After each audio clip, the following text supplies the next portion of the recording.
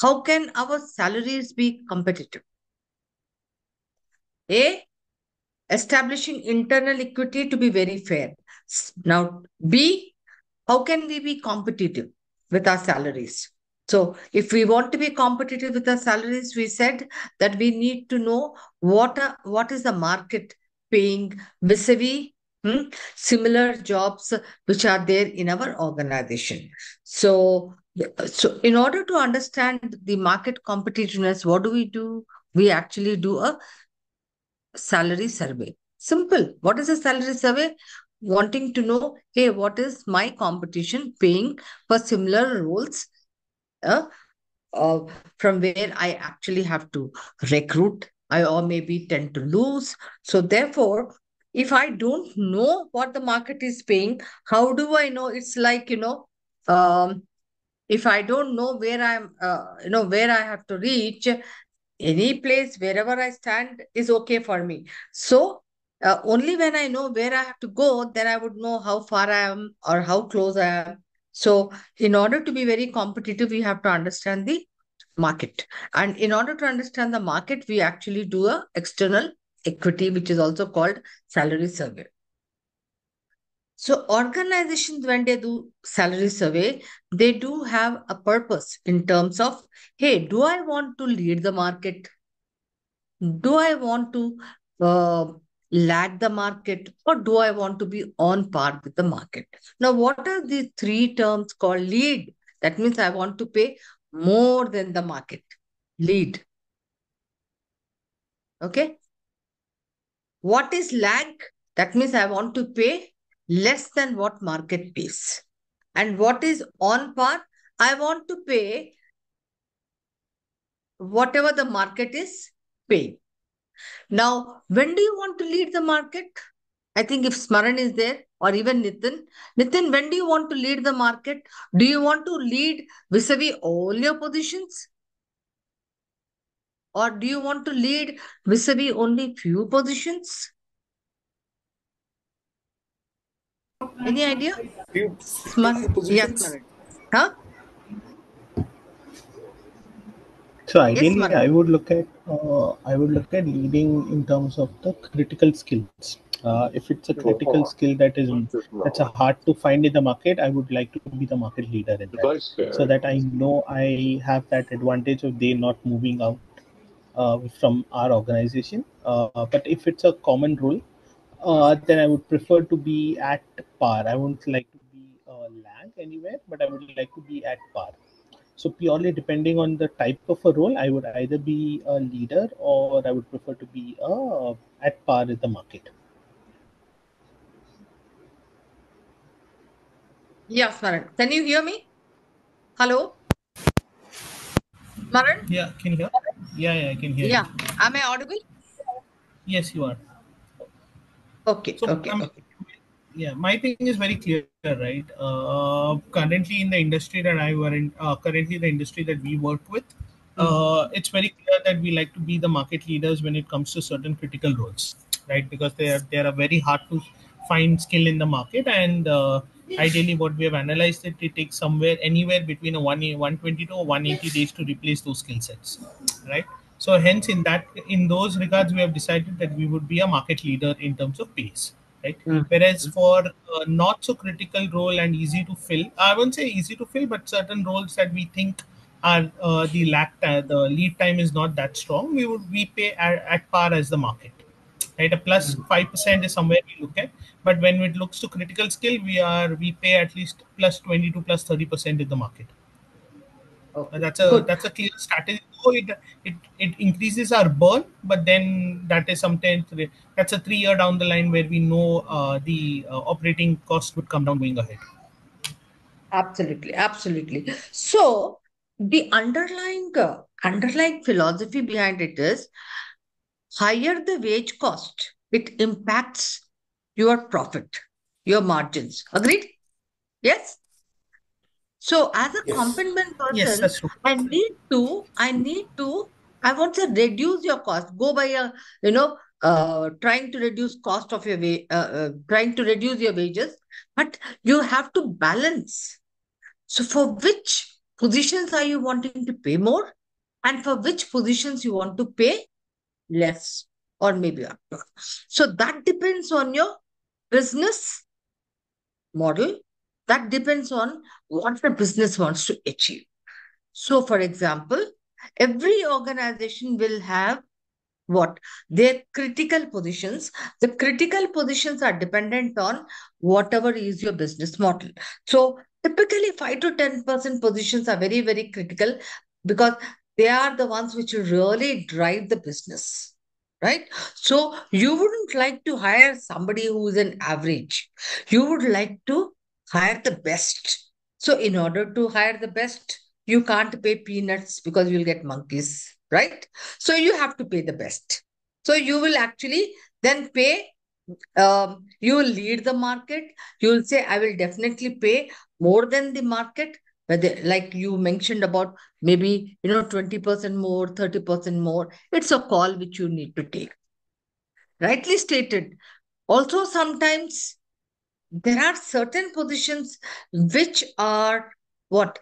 High in demand, and you are also employing those skills. So sometimes when you know because of the labor market where because of the supply and demand, where the supply is less and the demand is very high, then you cannot afford to pay less. So obviously you will say, hey, I really need to keep up with the market.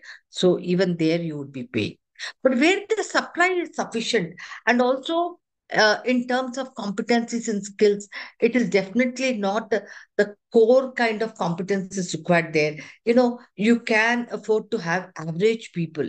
Uh, for example, depending on the business, you can have other support systems like an HR, facilities, admin, etc. You need not bring them at a very high wage cost and lead the market. There you can afford to be on par, or you can also lag the market. So typically organizations take a call depending on you are aligning your compensation strategy with your business strategy, depending on whether it is a cost leadership, whether it is uh, product leadership, or whether you are into a customer delight. Got it? Very clear? Because, like, for example, I tell you, the organizations like Amazon, Maruti, Walmart, they're all what? They're in the operational excellence business model. So they have to reduce their cost because they typically pay average to a little more 50 percentile or 60 percentile salaries. So they only pay to their key critical positions 80th or 90th percentile, which actually make a huge difference. Got it, guys? Okay. So this is what I just wanted to explain this. What is lag, lead, and on part? You don't have to have all your positions leading or lagging or on part, because this has a huge impact on your what is it? Profits, margins, etc. We looked at how do we actually get to know what the market is paying. You have to typically do a salary survey. Very easy. What is salary survey? You are actually identifying the number of benchmark positions you want to get to know. Then you will say, okay, fine, these are a 6 to 8 number of companies where whom I compete with, where I tend to lose talent or I get talent from. So, what are those companies paying? And typically, when you do a salary survey, what you do, you collect data in terms of all the catch, base, base salary, variable salary, and also many a times you're also collecting data on what are the kind of benefits they are giving, because that also gives you a good understanding as to, because you are attracting talent from there or you're losing talent. So you would also like to know, hey, similar organizations, what kind of benefits are they paying? Okay, simple as that. Guys, I'm going to actually be very crisp, precise, and not very detailed. But please raise your hand or ask me a question wherever necessary, or stop me if you think I'm fast. Okay, just give me a thumbs up on that. So, as I said, there are many kinds of surveys. Well, let me actually increase it to a full size. Okay. You can do a industry wise, you can do a location wise, because say for example, I'm an organization, I have multi locations, but I am typically having problems in a particular location. So if I get data from another location, it doesn't really help me. So what I will do, I will actually do a location wise salary survey, because in order to attract talent from that particular location, I need to know the kind of salaries being paid in that particular location. But if I collect data from another location, it's not going to really help me. Then if you are a very global organization, so it depends on from at what level, where are you, from where are you trying to um, recruit talent. It's always good to get data from that geographies. Okay. Or of course, for top management, you look at PAN or you look at globally, then you can actually get data accordingly. I wrote something like a what dipstick study. Typically, what is a dipstick study? That means, you know, you typically want to know, hey, not a full-fledged salary survey, but for your some of your critical roles, what are the kind of salaries? So when you do a dipstick study, what you could do, you could look at, uh, you know, calling up some of the companies and ask what kind of salaries are they paying, or you can look at a Glassdoor. You can quickly find out from your own placement consultants, or you could also ask your recruitment department, even if you're not hiring for particular positions, to show up. This is something they do, uh, to get data. Okay, we have these positions. You'll see that in many of the organizations, to know and don't want to pay or don't want to buy a data, then they will open up positions. They'll say we are inviting, and then they will get a lot of resumes, and then they will actually ask them to get a pay slip, and you can collect data. Okay. Any questions, guys? Okay. So typically when you have to get data, as I said, this is ideal comparator size is 10 to 12 or even 8 companies. You have to choose your survey with your industry, your what evaluation process, which geographical locations, etc. Okay. Very important. When you start doing that, now you have to match your jobs with the uh, market jobs. So what's very, very important is we call them as benchmark jobs. What are benchmark jobs? Benchmark jobs are those jobs for which you are actually looking at the market data. And if you do not find jobs in your comparator companies which are doing similar work in your organization, then you are not comparing apples to apples. So therefore, job matching is very important. Okay. Yeah. Then once you have collected data, what do you do typically? Hey guys, yesterday we were talking about, once you have collected data, what do you do? Huh? Anybody? Everybody is very quiet. Nitin or Smaran. Do we have others as well? Yeah. Oh, everybody is there. So what do we do once we have data?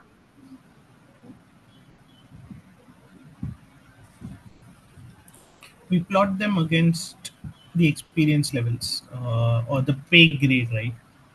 Typically, No. and So then what Yeah, Smaran is saying, okay. So we collate data, then we analyze data. Okay.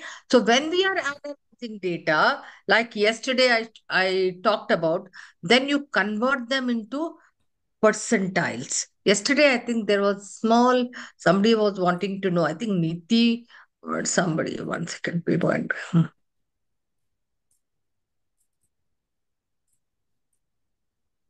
Yeah. Okay. So you convert them into percentile. So somebody was wanting to know percent rank, right? How do you do percent rank? So when you want to do percent rank formula, Formula, insert function, okay, person track, okay. Then what do we do? Anybody guide me into it if somebody wants to? Yeah, array. I collect the entire data. Then next, what do I do here? I will then, X is the percentile that you want. no. Yeah, percentile is easy. Percentage, yeah. Even to do percent rank, what will you do? I want to know at what percent rank is this company F, which is paying 20,000. Then what will I do? I'll just click on that cell. Okay. C11, right? And then now you say, okay. Huh? You want to try another one? This I want to delete because, yeah. You want to try another one, guys? Or you have understood? Insert function, go to percent rank, say okay, and okay. What do I do now? Say, for example, I want to know the percent rank of Q. This one. Click on this, right? And then say okay. So when you get a percent rank like this, which is your highest uh, paying data? You have an array of data. Which is your highest paying data? Your range is from, which is your max? 0.923. Oh, Pardon? C, right? 34. 34,000. So how do you create a range now? Okay. Say, for example, I have got this data. See, 34,000 in this market data, 34,000 is your maximum 100 percentile. And which is your lowest? 14. 14,000. Say, for example, now I want to now convert this into, consider this is a market data. This one, you also got a percent rank. Now you want to convert it into, typically when you look at a salary survey analysis, you normally look at what? A 25th percentile, a 50th percentile, a 75th percentile, and a 90th percentile. Now, as I said yesterday, what is the, I have not even started a recruitment. I am now wanting to recruit people at my entry level. And yesterday, what did I say? I want to recruit software engineers at what percentile? 50 or What percentile of the market? 50, Pardon? 50, I think. 50 or 75. 90, right? Say, for example, I want to, now, first of all, now, how do we go about calculating this market data? What is it at a 90th or a 75, 50, and 25th? What do you do quickly? Insert function. Just I want to cancel. Okay.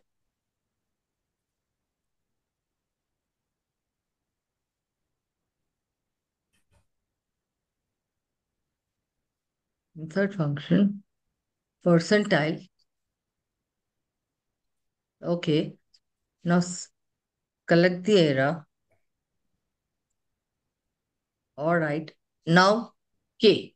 So what percentile I want to do? 90. So what do I do?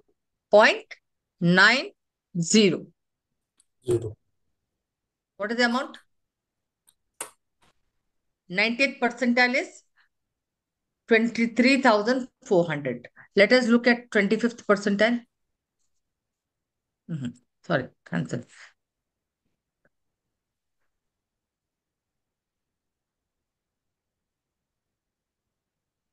Okay, array. And then we'll do one more, that is 50th percentile. Point, what do I do here? Point 25. 25. Okay. So what is it? 25th percentile, 17,000. So When I say 50th percentile, it is my what? Median, market median. Market median is always 50th percentile. So, put this here, insert function, percentile. Okay, array.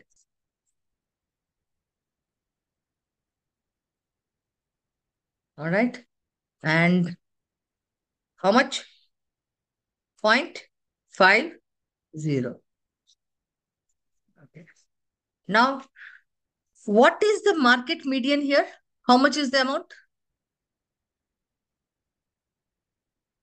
18,000. I'm 18,000. going to tell you all a very, very, very important. You got to make a note of it. So, as per the market data, the 50th percentile or the median, what is it? 18,000. 18,000. Now, I, as a software developer company, I can say I am Hoflo or whatever. I want to pay how much? 23,400. 400. Okay. So now when I create 23,400 becomes what? My Median.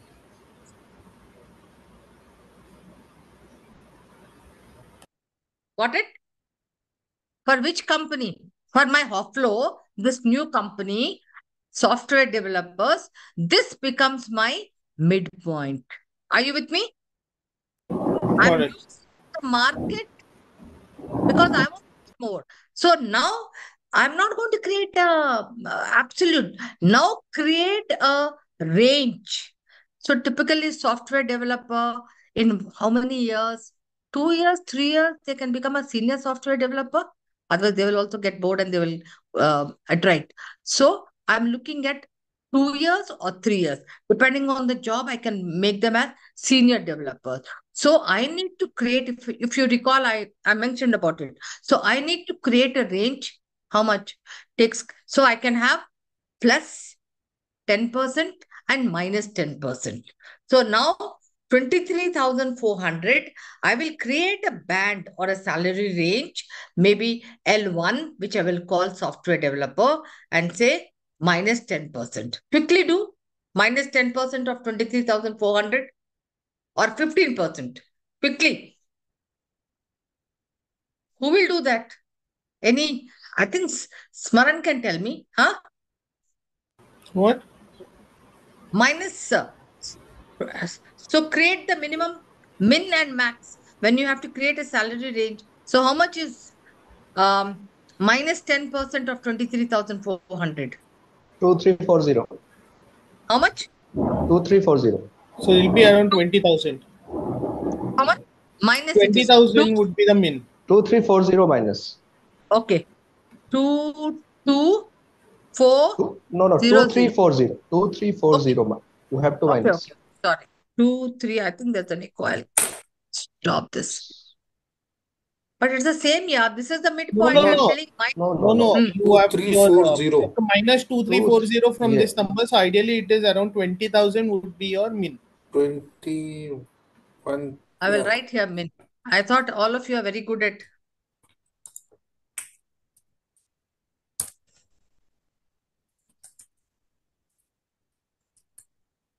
2160. 21060.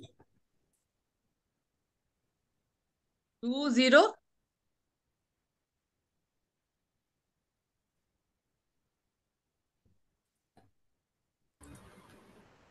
Simple mathematics, huh?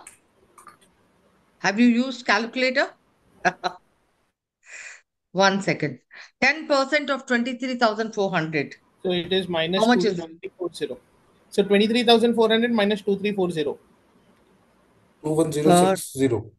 Percent.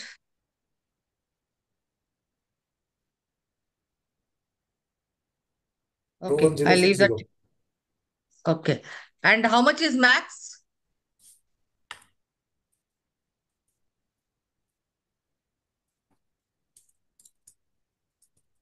I like the way nobody is answering. Huh? Add 2340 to this number. That is the max. To add 25,000 something. Something I don't want. I want the exact I number. mean, Okay, I know the 25, but then I don't, I mean, obviously I'm not. 25,740 is the you max just have to minus 2340 and add, to get min. put this here and add 2340 and make it here. That's it. You agree? The 10% value is how much? 2340. 0. Yes. So I will just make so that you know very, very clearly that you have to add 23400 plus, I'm sorry, Minus. minus 2340. That's it, right? And here, when it comes to max, 23400 plus 2340. You just have to add that 10% value. So that's how you create a band. Now for lower or entry level grades, as I told you, the spread is typically 10 to 15% or maybe max 20%. But as you keep growing higher, it becomes larger, 30%, 40%, because the middle level and top manager jobs the tenuity is longer because they need to stay for a longer time to hone more of the behavioral competencies. At a lower level, it is only the skill level competencies. Got it? Now, how you create bands? Can we move from here? Yeah. Devami.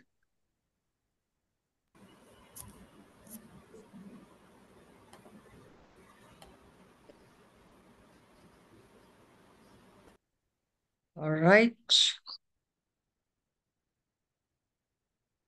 Okay.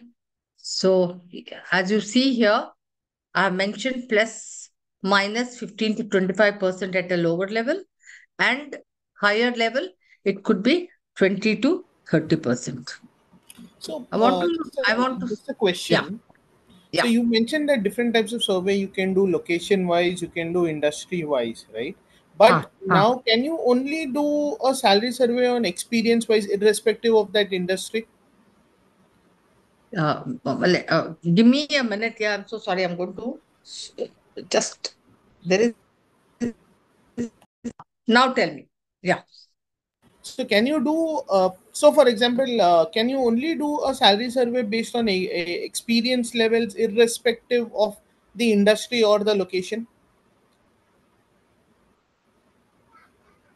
But I would then use the skill This set. is like I would, stating, huh? no, I will use the skill set. So, for example, No, no. I'll tell you where my question is coming in from. So, the industry that I work in, right? Ah, In India, we hardly have two or three companies that are similar to what we do, right? But okay.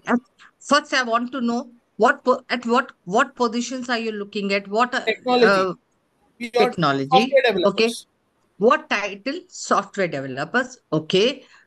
So the market data you will collect from is typically where you lose to or where you will get talent from. Okay. Typically. Now you want to know what is the market paying for a software developer, technical, for whom I am recruiting, right? This is what it is. Yes, no, yes, that is correct. So what we try to do is, since we do not have much of so the obviously the competitor is there hardly there are very few, right? I can count two or three on the fingertips that are competitors to us, and all of us, and it's a very small environment where each of us know each other very well, right? Mm. So what we do typically then we do is, when we have to hire a software engineer, we look Mm. at the skill set. So now the skill set can be either available in the consumer tech I or was can be just in the about to tell fintech. you that. Yeah, I was just about to tell you that your competitors could be just one or two, but your skill sets may be employed by different industries. Like, for example, when you started ITES, we typically took people because ITES was a new industry, fairly new industry. Then what did we do? We typically took from hospitality. Okay, so you could be looking at data from different organizations, but similar skill sets being utilized by different industries, because they tend to, also take, you tend to lose people if they are paying higher. Not necessary that they will only go to the competitors, but they can also go to the other organizations. Got it? And you said it right. Yes, you are tending to look at skill sets which are being utilized by other industries. Okay. So when we Yeah. do that, Huh. so because then our array will be, say, 3 to 5 years, this is what my data will look like. For Okay. 5 to 10 years, this is how my data will look like. So in that Okay. sense, getting to a percentile will be very difficult, right? Because you will not be able to name the industry. So for example, I would have, say, two from Infosys, two from say a bank, two of them, say, could be from HUL, two of them Right. could be from Flipkart. So I would Right. have a Right. mixture of everything, Right, right? right. Okay, So fine. I then, got your point, Swaran. yeah. Swaran, so I got your point. So you're taking from 5 or 8, 10 odd companies, or not competitors. But having said that, now will you at least say 2 to 3 years only, or you will also combine and club all 2 to 3, 3 to 5, etc. You will group them, right? You will look at just 2 to 3 years. What are they paying? Yes, that is Because true. tenuity, no? So you will take 10 companies and that will become one different set of data. But you won't club 5 to 8 years of people in that data. Because obviously, because of the tenuity and the pay progression, their salaries will be higher. Yes, so when I do it, I'll do all 2 to 3 will be clubbed together. Yes, I'll do a benchmarking for 2 to 3. I would yes. then do it for six of, say, for example, how my pay grades are or my levels are. I would do it accordingly, right? Absolutely. You can do a subgrading like subgrade 1, subgrade 2. You have an exercise actually doing that. Subgrade 3. And then you can see, then you can collect all 10 companies grade 1 data and then see where is the percentile and where you want to be, where you want to position yourself, right? That's Correct. a But in choice this, you have. Yeah. my only worry here, concern is maybe my median will not be the exact thing, right? Because it will be a combination of 5 companies with the same skill set and same experience level. So my median would be a wrong judgment for me, right? No, no, no, no, no. You got it a little. Let me correct you here, or let me explain to you further. So, what we are doing is, again, 1 second. I think I don't know if others have also have the same. When we let me just go to that percentile thing, because that is the easiest way of explaining to you. Where is that? Okay, okay, 1 second. So, and if yeah. If you have further, then we will take it up later. But this I want to clarify because this is important. Okay. Yeah, even for the others. Say, for example, all these companies are like you mentioned, Flipkart, XYZ companies from where you have taken data. Okay, Smaran? Got it? Yes. All these Yes. are 2 to 3 years of experience. Got it? Okay. Yes. Okay. Now, once you have got this data, okay, now you are converting this data and converting it into a percentile format. Got it? Okay.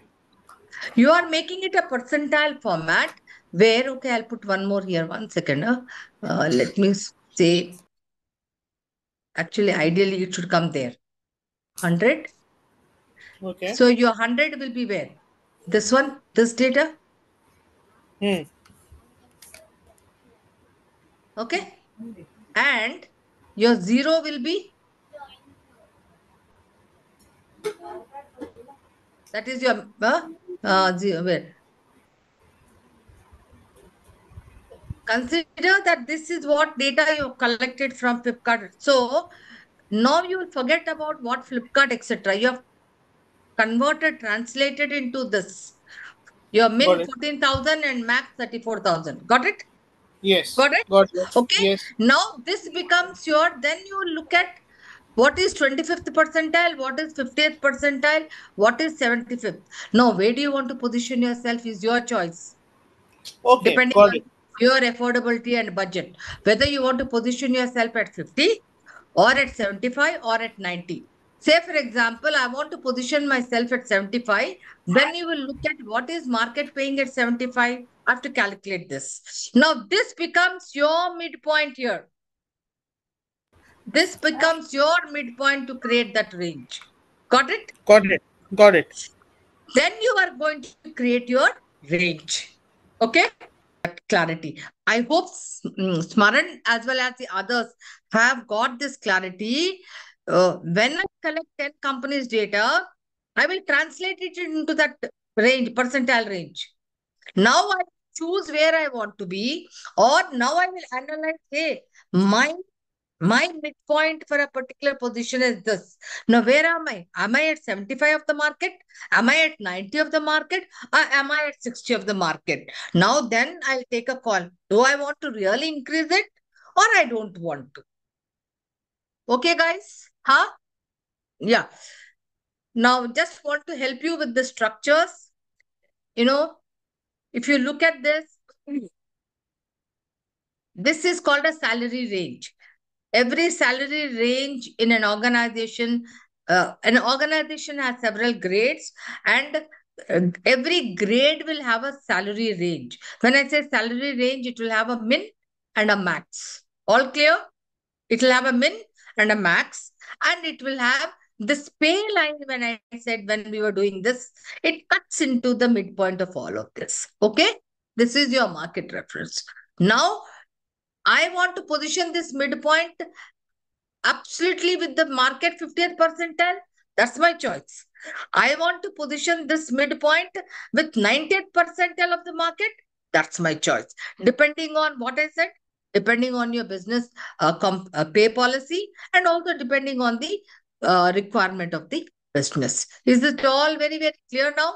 Huh? And when you have to create a salary range, you are making it whether you want a 10%, 10, 15%, whether you want a 30, 40, or whether you want a 50, 60. Now, there is something called, what is it, overlap, or also, what is the distance between, it's called actually midpoint progression. The other day, I don't know if either is here. He was asking midpoint progression and how much we can have. Yes, it is actually advanced compensation, but I will help you with little understanding. Midpoint progression. What does it mean? That the next grade can start from this midpoint. That means a midpoint overlap. Or it can actually start from the previous grade where it ends. That means now if this grade has ended, max, I can start a new grade from the max. That means there is no overlap at all. Or I can have it much below the midpoint as well. Now, what is the fundamental principle dependent midpoint progression? Depending on the complexity of the organization, and also what is the kind of, um, uh, jobs you have.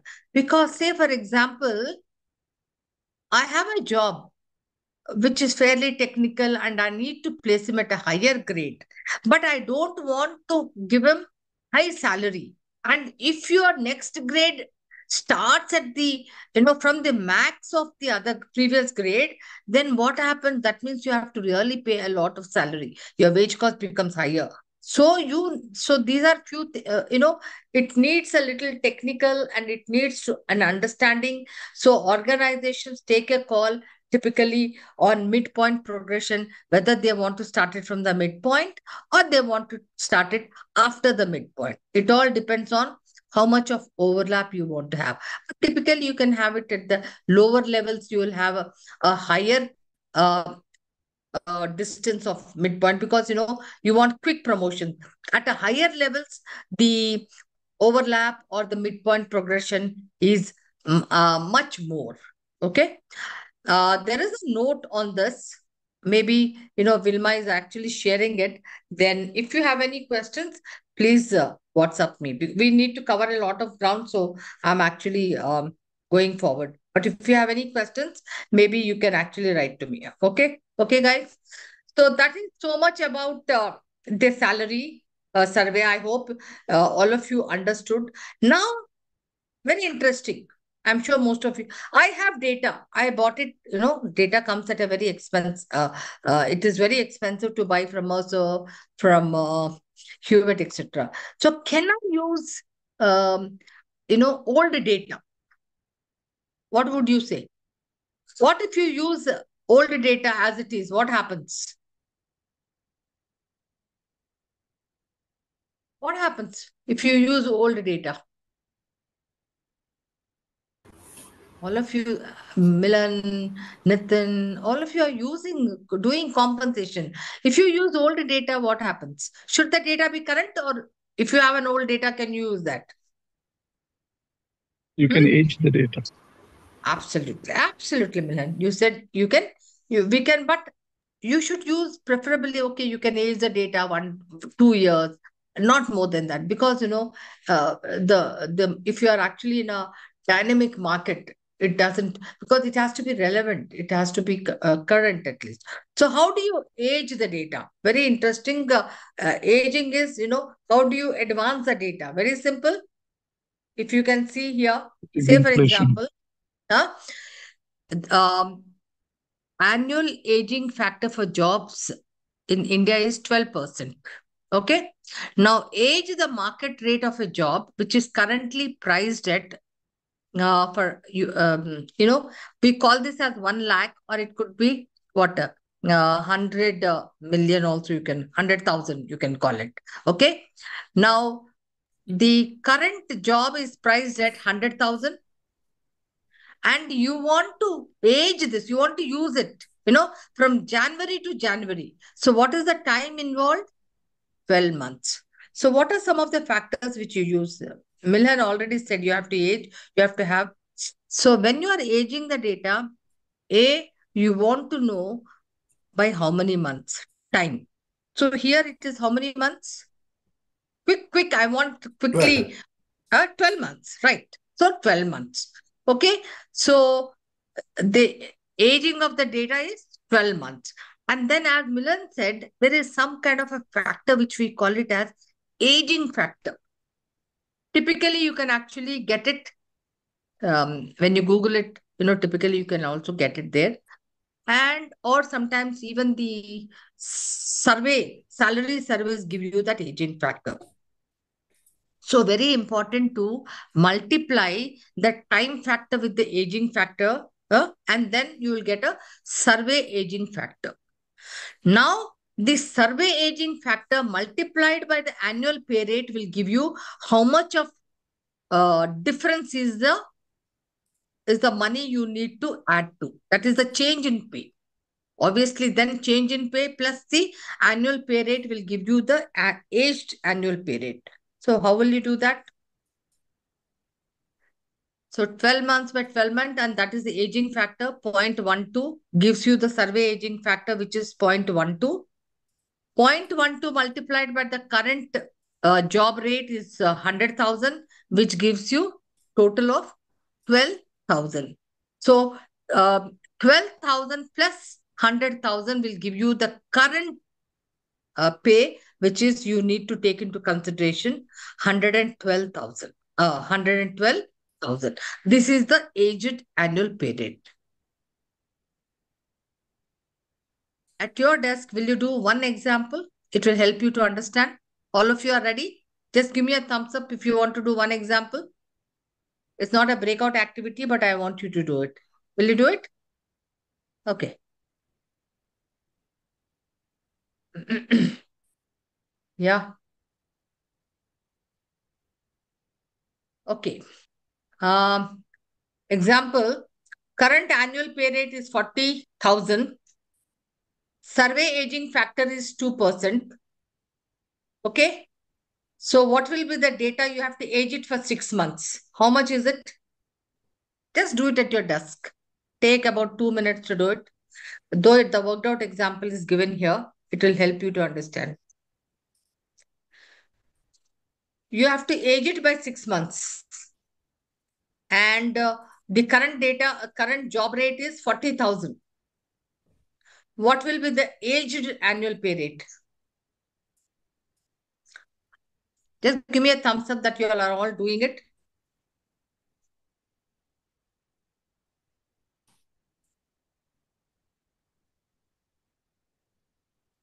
Is Niti there? Others are? Tiwari ji is there?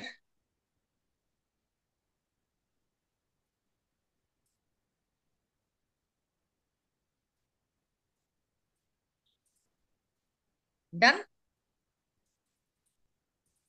Great. Any questions here? How did you do it? Nitin, you want to share? You want to explain how you did it? Or Mihir, you want to explain?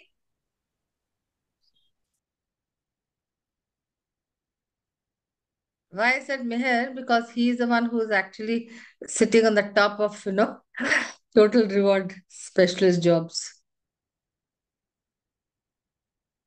Yeah, anybody who will take a call on wanting to discuss. Hey guys, somebody volunteer to explain it to me. Then I will be, convinced that you got it. Anyone? Or shall I say then who has to? Shall I ask Tiwari ji? Yes, Tiwari ma'am. ji, you want to take a call? Yeah. Yes.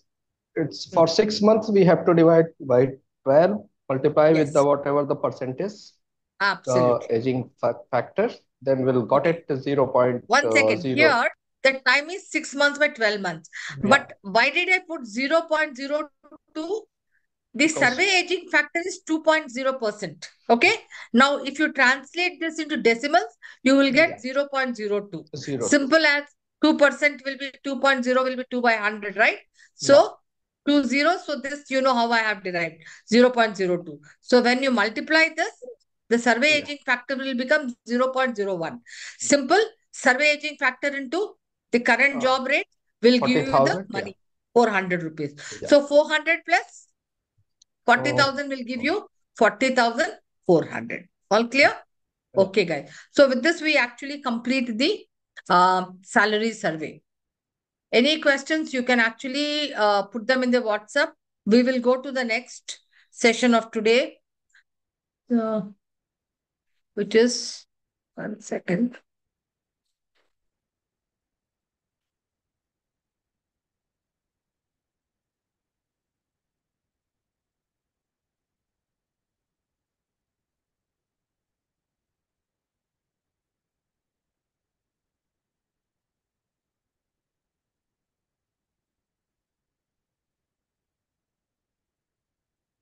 Okay. All right. Okay. So when we actually started the session, we said we talked about individual equity.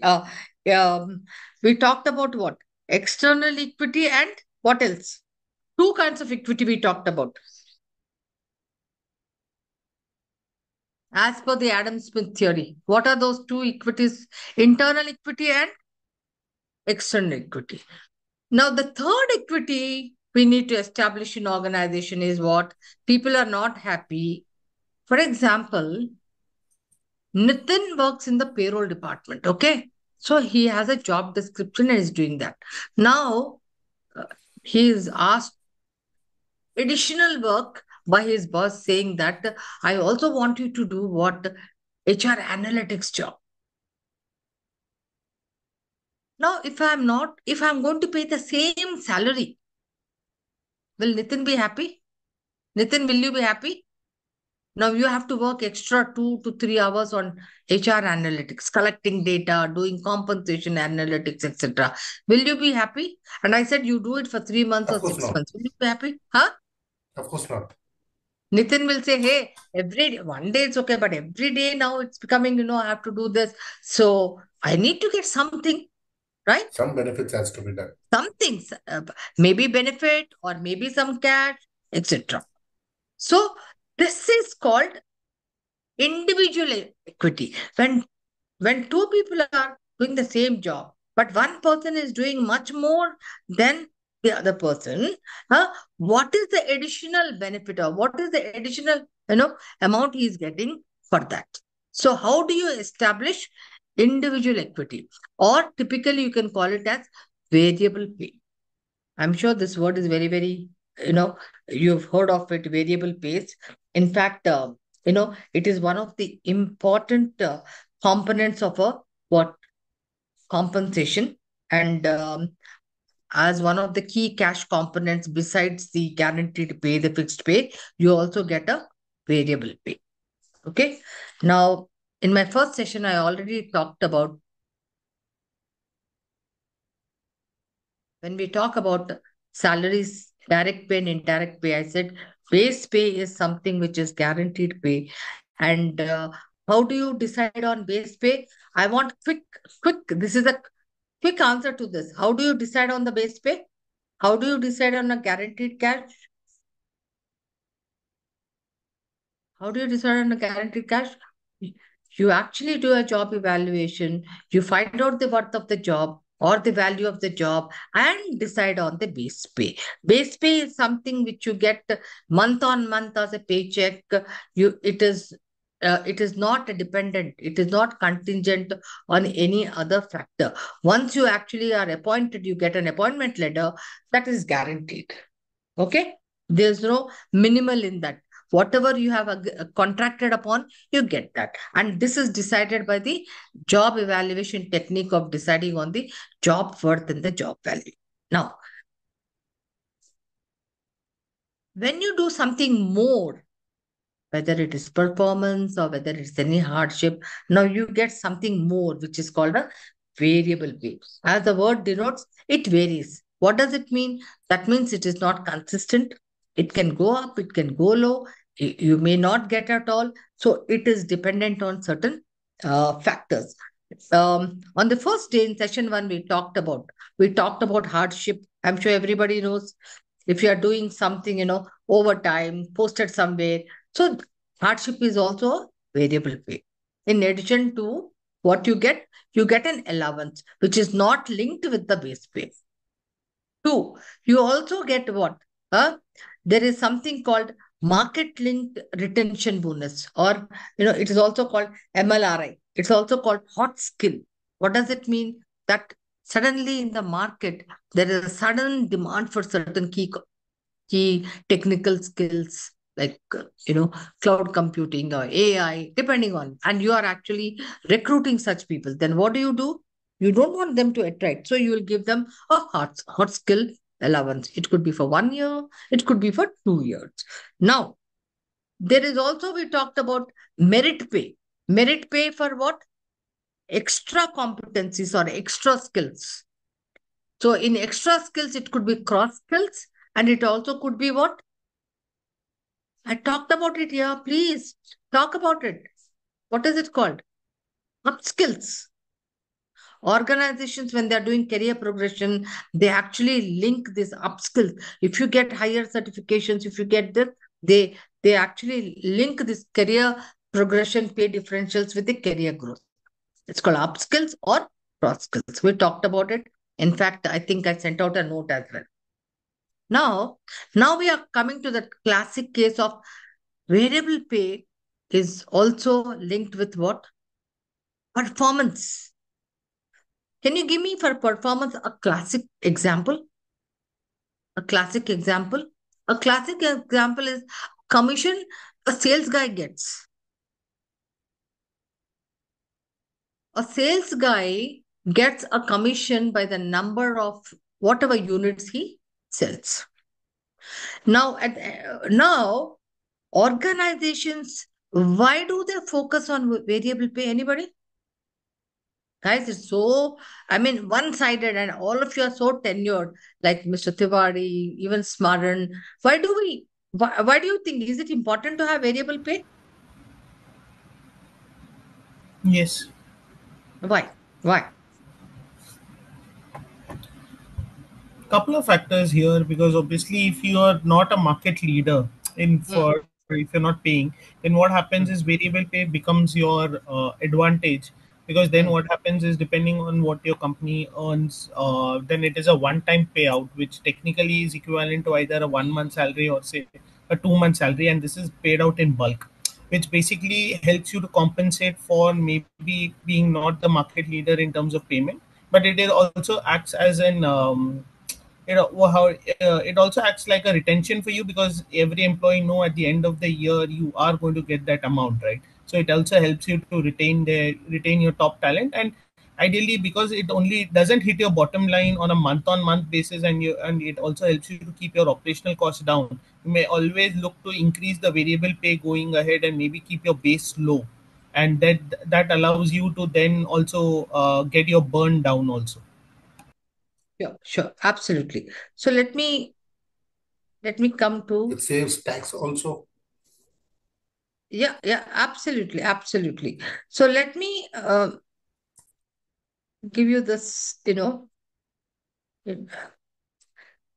fundamental principle behind your variable pay. Again, it is aligned to your compensation philosophy. In fact, I mentioned about it. Southwest Airlines. Have you heard of Southwest Airlines? It does not have any variable pay. It depends on your culture, it depends on your philosophy. Okay. So, therefore, organizations which want to focus so much on performance, pay for performance strategy, means you want to really achieve. Organizations like insurance or retail, there is a lot of focus on performance.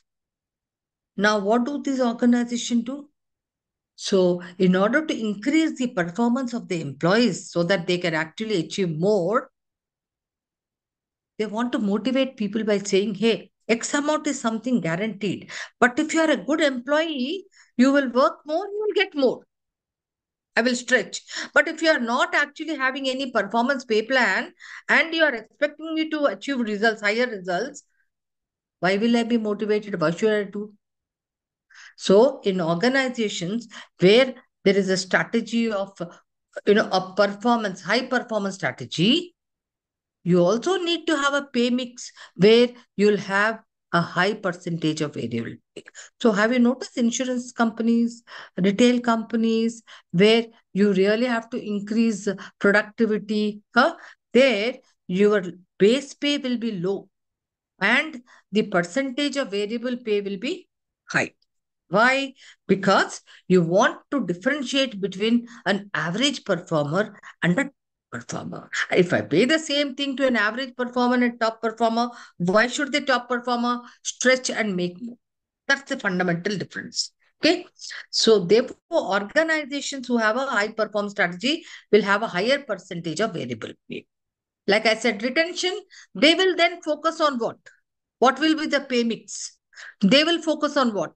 Retention.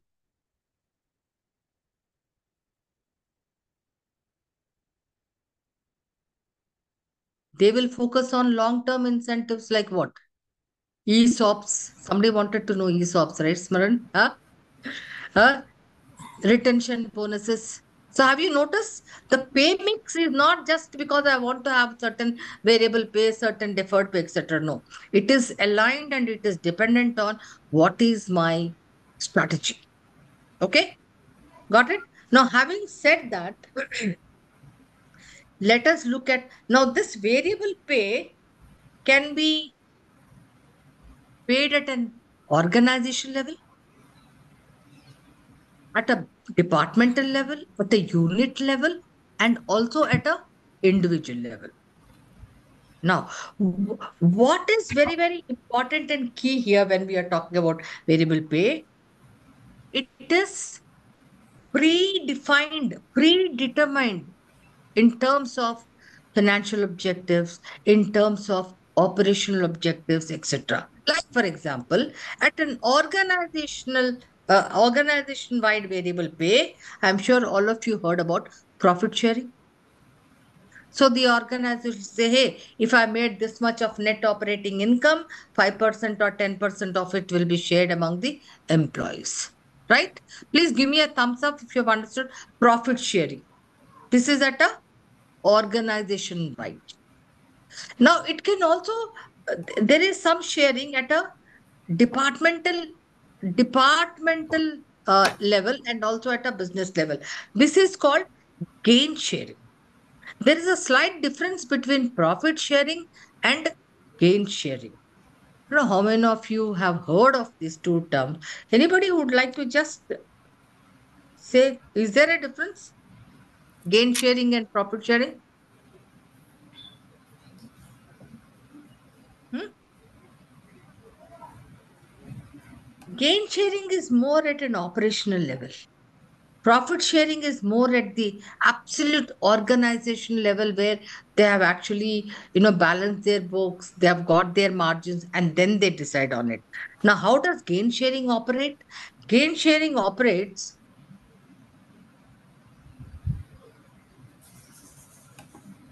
at an operational level where, say, for example, in a manufacturing organization at a location, you want to actually increase productivity. So they will actually, based on the past data, they will actually fix a predetermined that you need to produce this much. Now, at a location level, in a manufacturing organization, if you want to increase the productivity, what are the various things which will come into consideration? Just tell me if you want to increase the productivity. Think out of the box quickly, guys. That's how you will learn, let me tell you. If you want to increase productivity, say for example, a Walmart or Amazon or manufacturing in a Maruti factory, if you want to increase productivity at shop floor level, Small, what are some of the maybe things maybe you We a have have, to do? we have to give Pardon? maybe a small variable pay. awards given to employee who is having 100% See, attendance and A, how are they using the raw material? Is it going for a lot of rework? So can that become one criteria? Less rework? Yes, no? Okay. Yeah. That quality, right? Number of pieces they are making, the absolute. So you are giving them predetermined criteria in terms of maybe material resources used, rework. That will be the check. Quality. If you are sending 10 pieces, if 8 pieces are getting again sent back, reworked. So there is so much of what wastage of material, time, etc. So to increase the productivity, you just don't put a target. You're also looking at 3 or 4 parameters. So let me give you a very nice parallel to it. Recruitment. There are 3 or 4 people recruiters. Now you have a target that 30 people have to be recruited. Okay. And your SLA is in 60 days time, right? For software engineers. Now, and you also have an incentive that if you recruit, so predetermined, right? So there is a range. If you recruit 80 people on time, this much. If you recruit 60 people on time, you get this much. So you have a range of even payout. Now, what will your recruiters do? Ideally tell me, all of you know how recruiters perform. What will they do? They won't look at quality. Why? They won't, when they are recruited, they have accepted offers. You will see that after 3 months, 10% have gone away. After 6 months, you will see that 50% of the people have actually not come up to the performance level. Productivity is so low. So I, as a recruitment manager, I also need to give them the criteria in terms of what kind of people I want, quality. Otherwise, what he will do? He will only focus on quantity because that's where I'm getting the money, and that's it. You will agree with me? Huh? So in gain sharing also, it is not just the target, but they will also give you 3 or 4 financial criteria, operational criteria, etc., etc. And if you have actually fulfilled all the criteria, then you get your payout. Got it, guys? Gain sharing. At an individual level, what can be the, typically, what kind of incentives can you have? All of you are working in your organization. I want to talk about at an individual level.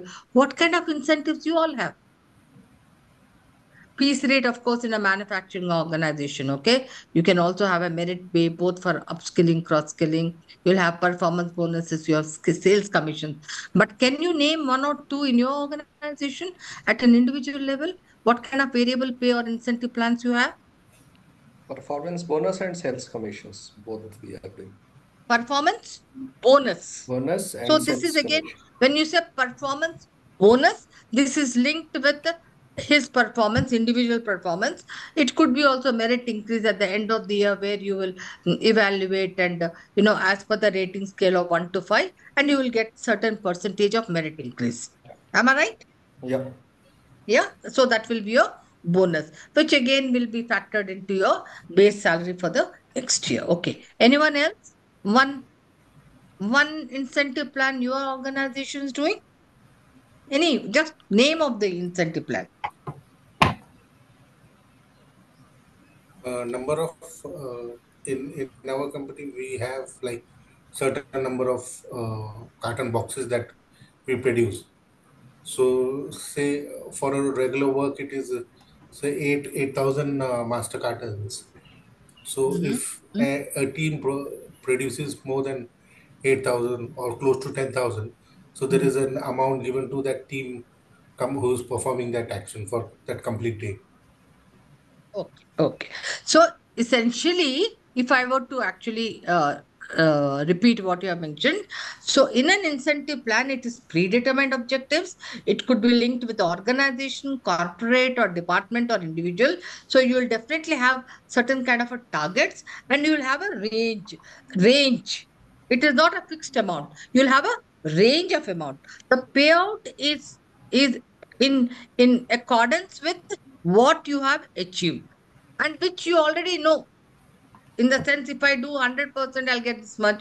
If I do 150%, I'll get this much. If I do 200%, I'll get this much. All right.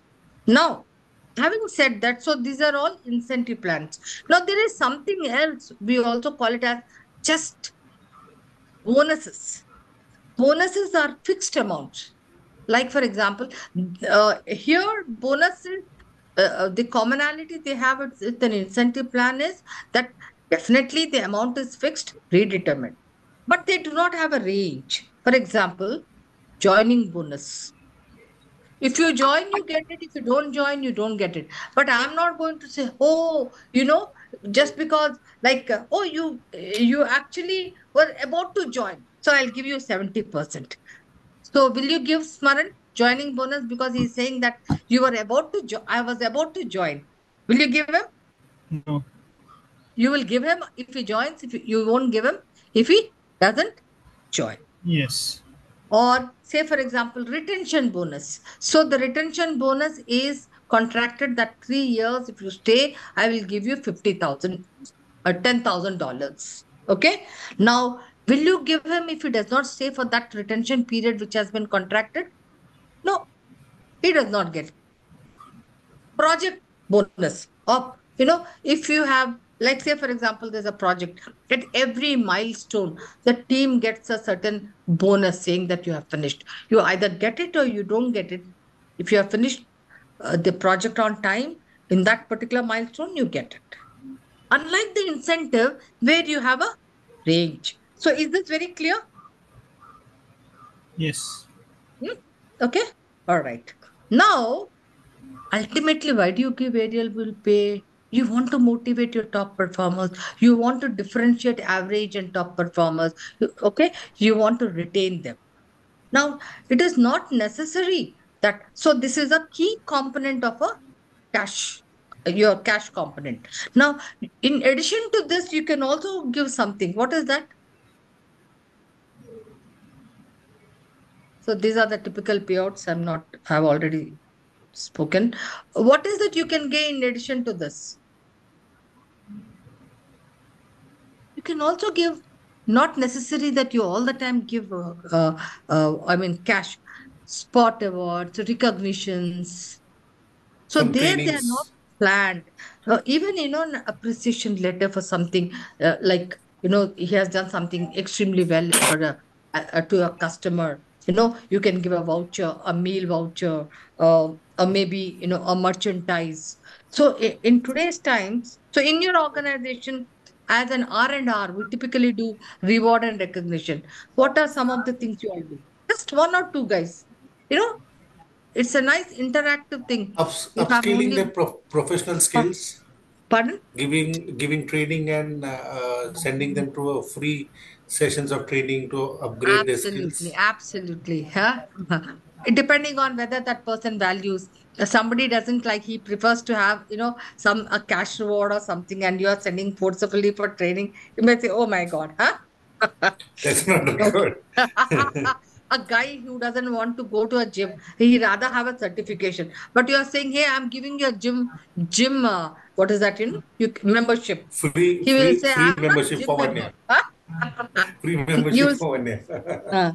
so you also need to understand what does he value, right? Right. Okay. Yeah. So you can appreciate in the public, give a team reward. In fact, most of the organization, they will put plaques, they will put pictures, they will put photographs. Hey, he is the best member of our team, etc. So even other than just the incentives, you can also motivate people by giving these, appreciating and rewarding them. Now, now Ma'am, before you do a breakup, team outing can also be an, team outing variable. is not a reward recognition, but team outing is used for what? Increasing engagement. One of the key activities of a HR business partner. You agree? Huh?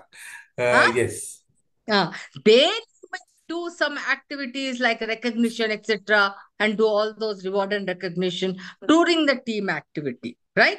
But correct. essentially, team activities where we actually budget money for every employee is for increase the employee engagement. But how much it correlates with your performance, that is something which we need to really look at.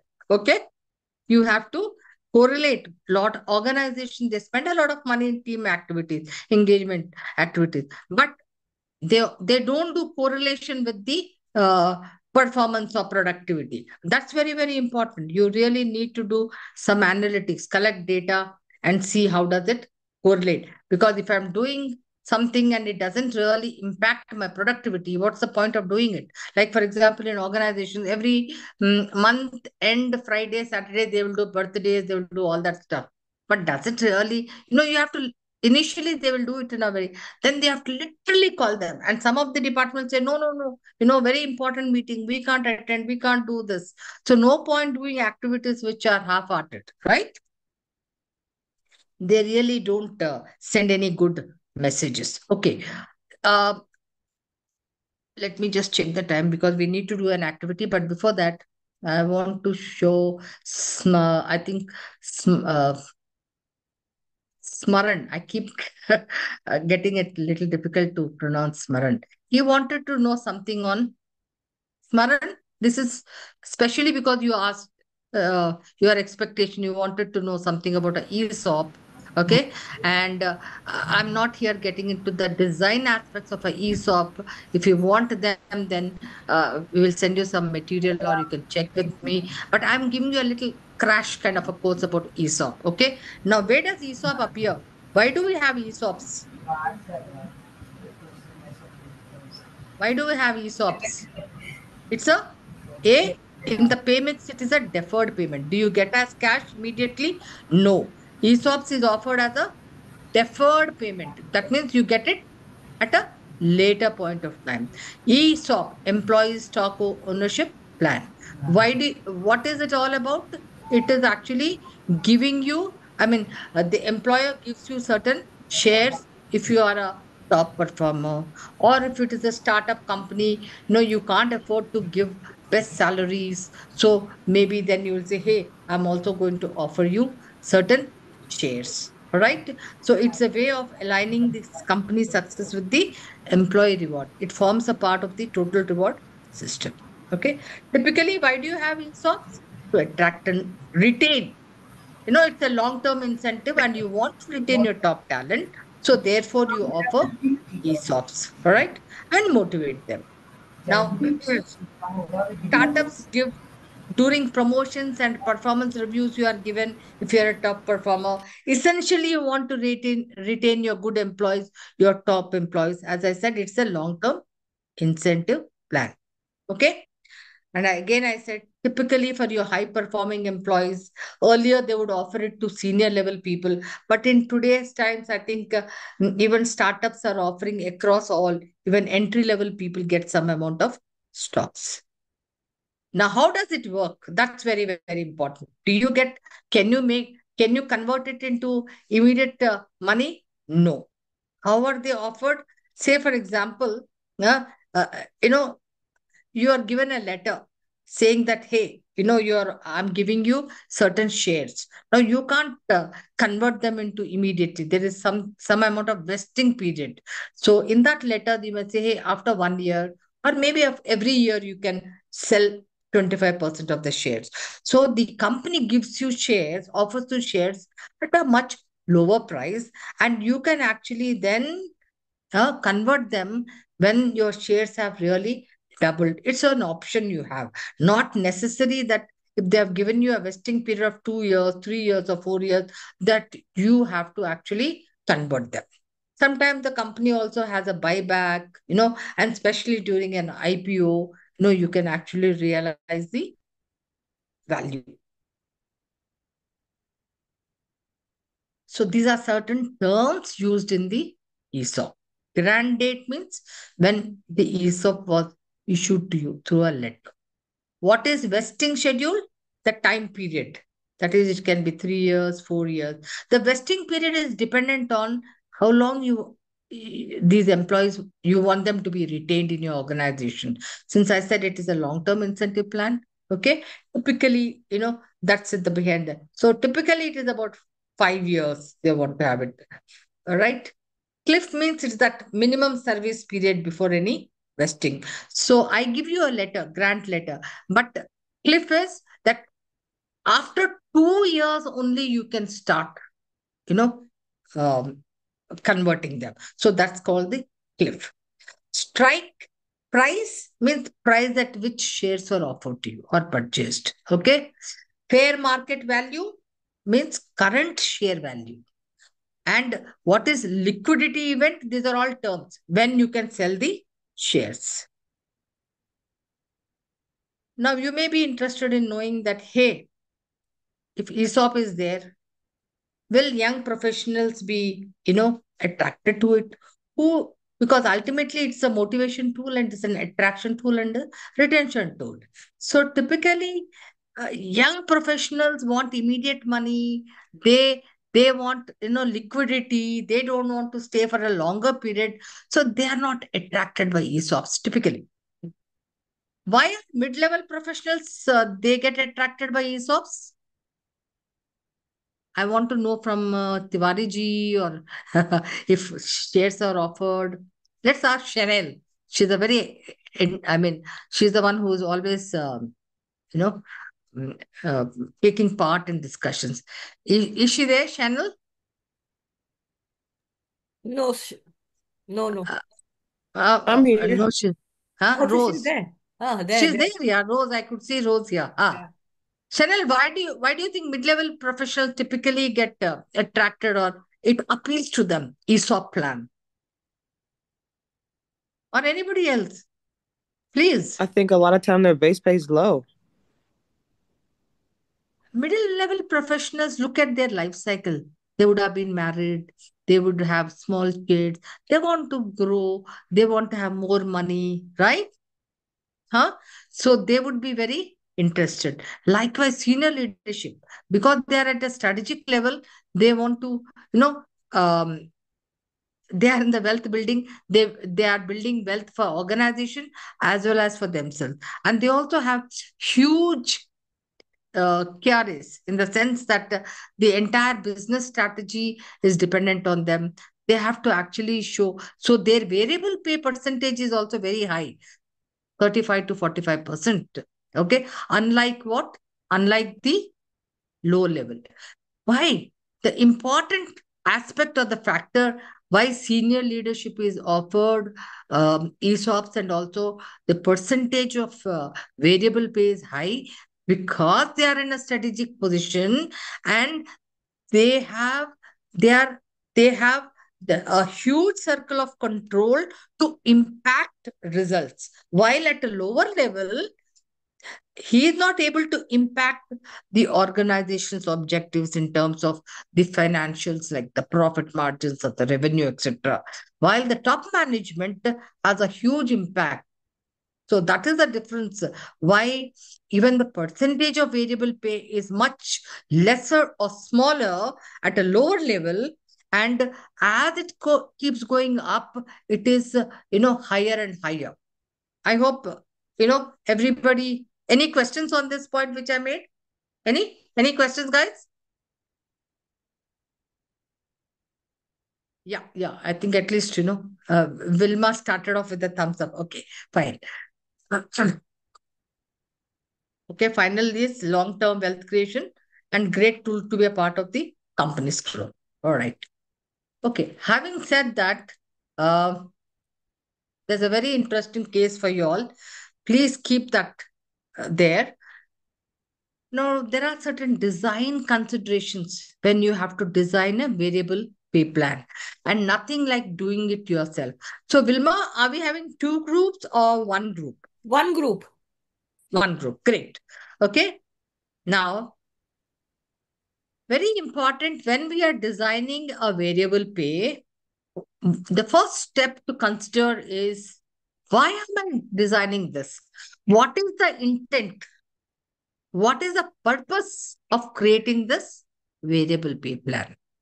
Both from the perspective of the business and also from the HR aspect. So, say for example, typically from the HR aspect, the intent would be what? To motivate, to retain, right? Huh? Or maybe there are certain other aspects like to improve certain behavior, like team working. Huh? Okay. Now, from the business aspect, you want to increase the sales. Now, the second criteria you have to mention is when you are designing a variable pay plan, a policy of that who are the people who will be eligible? Very important. If you don't write who are the people eligible criteria, and will probationers be entitled, or will people who have resigned and they are serving the notice period, will they get the variable pay? These are the things which you need to consider. Then performance measures. What is the criteria? Criteria of performance. Quality, quantity, everything has to be noted out. The best way to do it is by doing it yourself, guys. This is an exercise all of you have. Okay. And you have to design a pay plan. And I'm going to be a little strict about the time. We're going to have just about 30 minutes. All right. Now, how are you going? What is it? What is the exercise about? Let me uh, let me stop sharing and work out. I will show what are we going to do.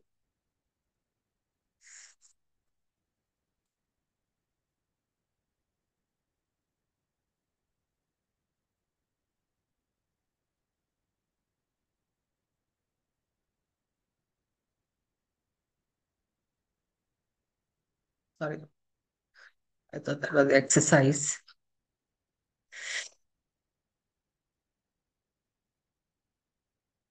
Yeah.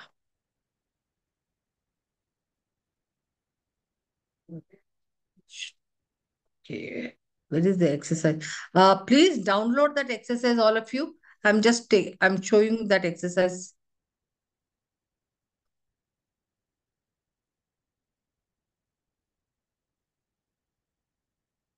Uh, I'm so sorry. Uh, I think Vilma, I have it, but I have it in the desktop. Can you share that exercise, Vilma, if you don't mind? Or is it here? Hmm.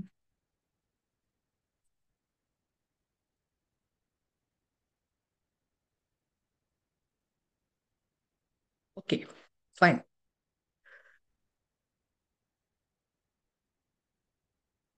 All right. Can you see this? All of you, can you see this? Just give me a Yes, ma'am. thumbs up. Yeah. Yeah. So, Vilma has actually sent you this. What are we doing now? We are learning how to design a variable pay plan or how to design an incentive plan. Okay. Now, the background for this is a retail chain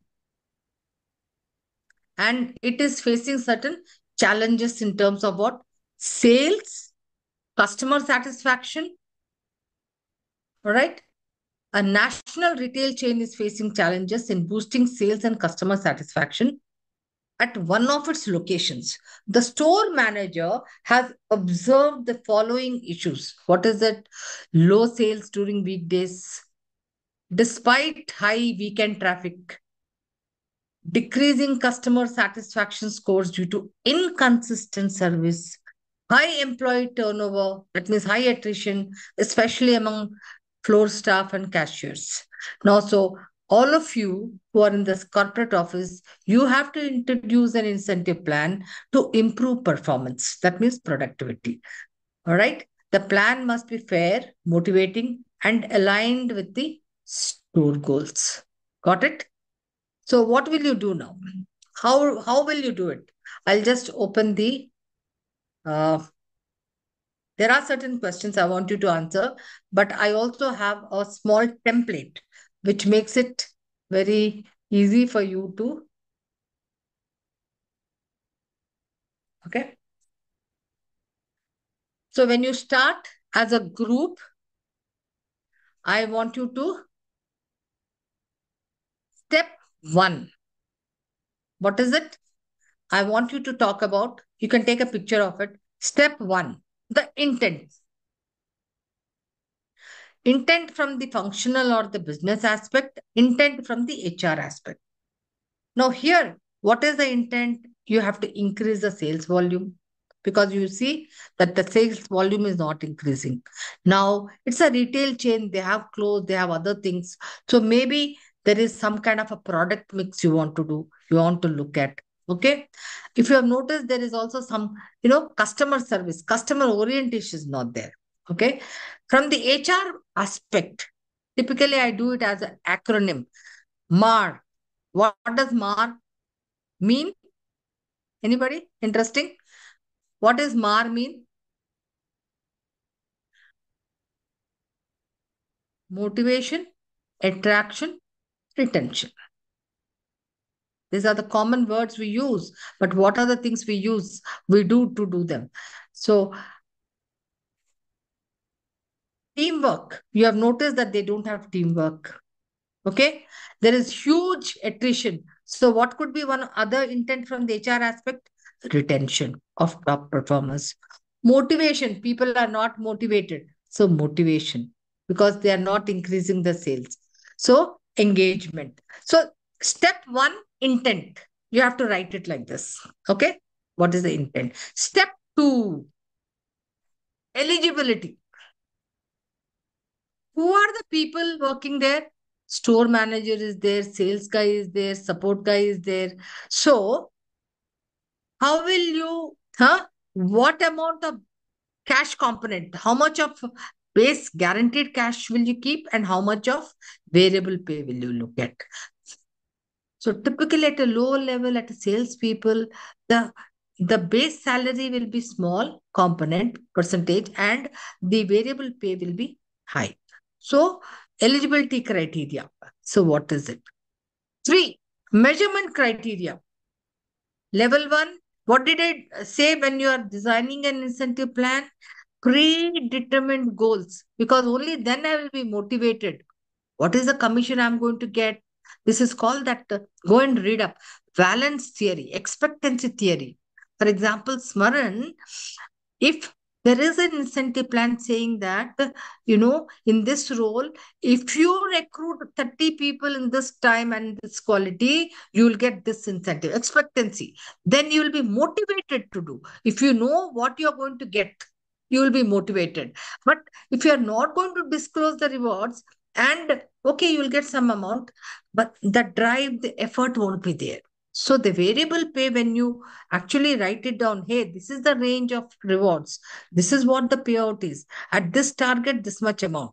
So this is what you have to write there. Measurement criteria. Okay, level 1, level 2, level 3. What is that you will be getting? Both for sales staff and for support. Then in the end, payment. Do you want to give everything month on month? Do you want to give only at the end of the year or 6 months? Will you give? So you have to divide. For salespeople, what will you give? For support people, what will you give? What will you give? This is used for motivation or attraction or retention. Okay, because as I said, variable pay plan is devised to attract, motivate, and retain. Right. So please think, put all your heads together. Think of how your incentive plans back home in your organization work. And I really want you to work. Intent, eligibility criteria, performance metrics, and what kind of incentives you want to plan out, and the payout. Okay, weekly, monthly, quarterly. All right. Now, I want all of you to participate, and Vilma has already sent you the template. Please work on that and bring in your own, the way the incentive plan is designed in your organization. And this is definitely going to help you all to understand the design considerations of a variable pay plan. Okay, guys.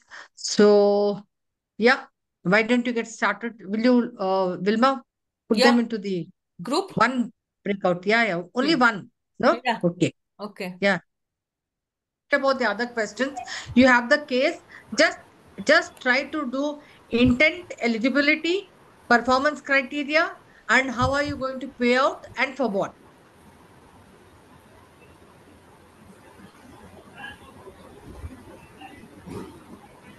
And in intent, you have to identify the concerns this retail store is having and how are you going to go about. Go to the top first. Intent. Yes. So if you see, what is the intent? What was the concern?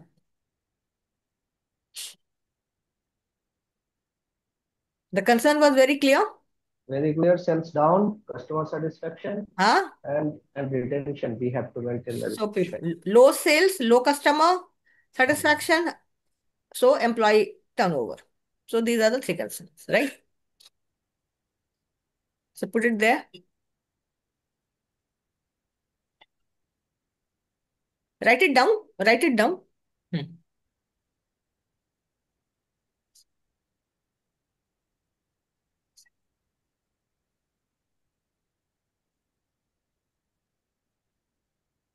Ah, reduce and increasing weekday sales, low sales now. Acha, acha, no, that is Yes, what you need to increase means what you need to do. yeah. Okay. Now come to functional.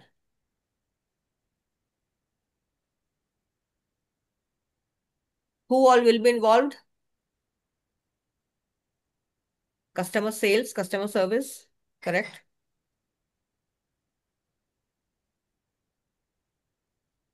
Marketing, yeah.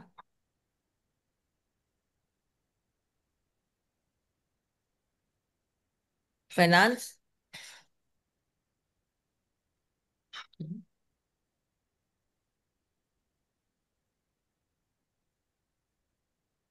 It could be even the production, right? It's a retail chain. So production is हाँ, written sales everything. production उसी में आ गया. Maybe the quality is not good, right? So you need to look into that. Hmm.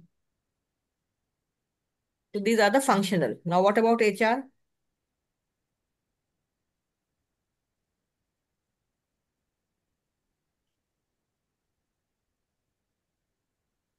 What will be the HR's role? Motivation. Huh? Control attrition, right? Yeah. Motivate. Motivate.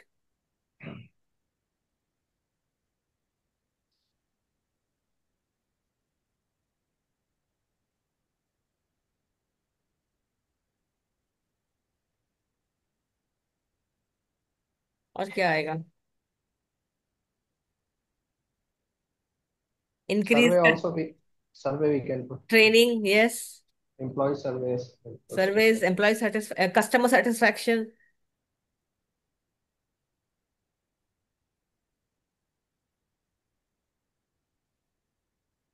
So some measures have to be set, right, by the HR.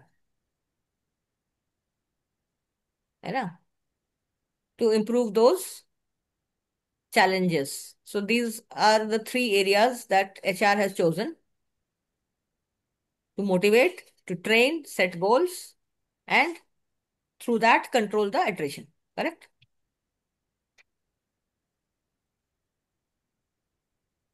Then increase the sales volume. So what is the percentage increase that you need to do?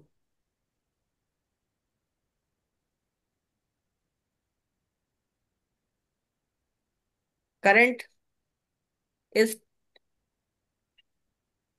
10% or 12%, whatever it is, how much percentage increase?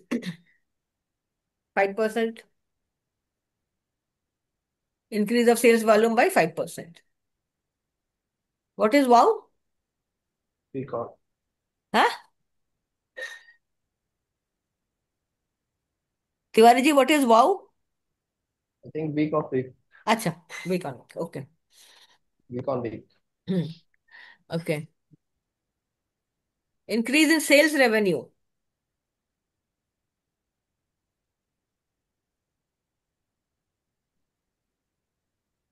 ये तो volume हो गया. Increase in sales revenue by what percentage?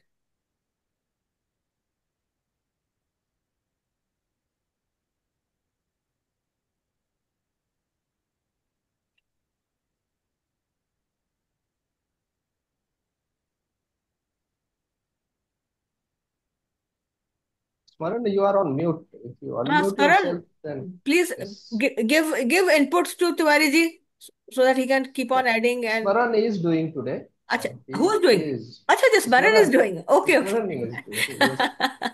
That's why Because your name is at the sidebar. I'm unmute myself. That's So why. basically, we need to increase the sales from 10,000 to 15,000, which technically means that increase in sales volume Correct. has to be 50%, 50% week on week. Okay, 50%. Yeah, week on week. If we do 50%, that would not for 50% week on week. Hmm. 20% would be also Is fine. it not too 50% high? is 50% achieving 50% increase. increase 50%. Because Whatever. if you want to increase the revenue by 10,000 to 15,000, which technically means that it's a 50% high, 50% increase in sales volume, sales Yes. revenue, which means that even your sales volume has to say increase, not say at least by 20%, considering 2 rupees per cost. So 2 rupees per item increases, which means that we need to increase by 20%. Hmm.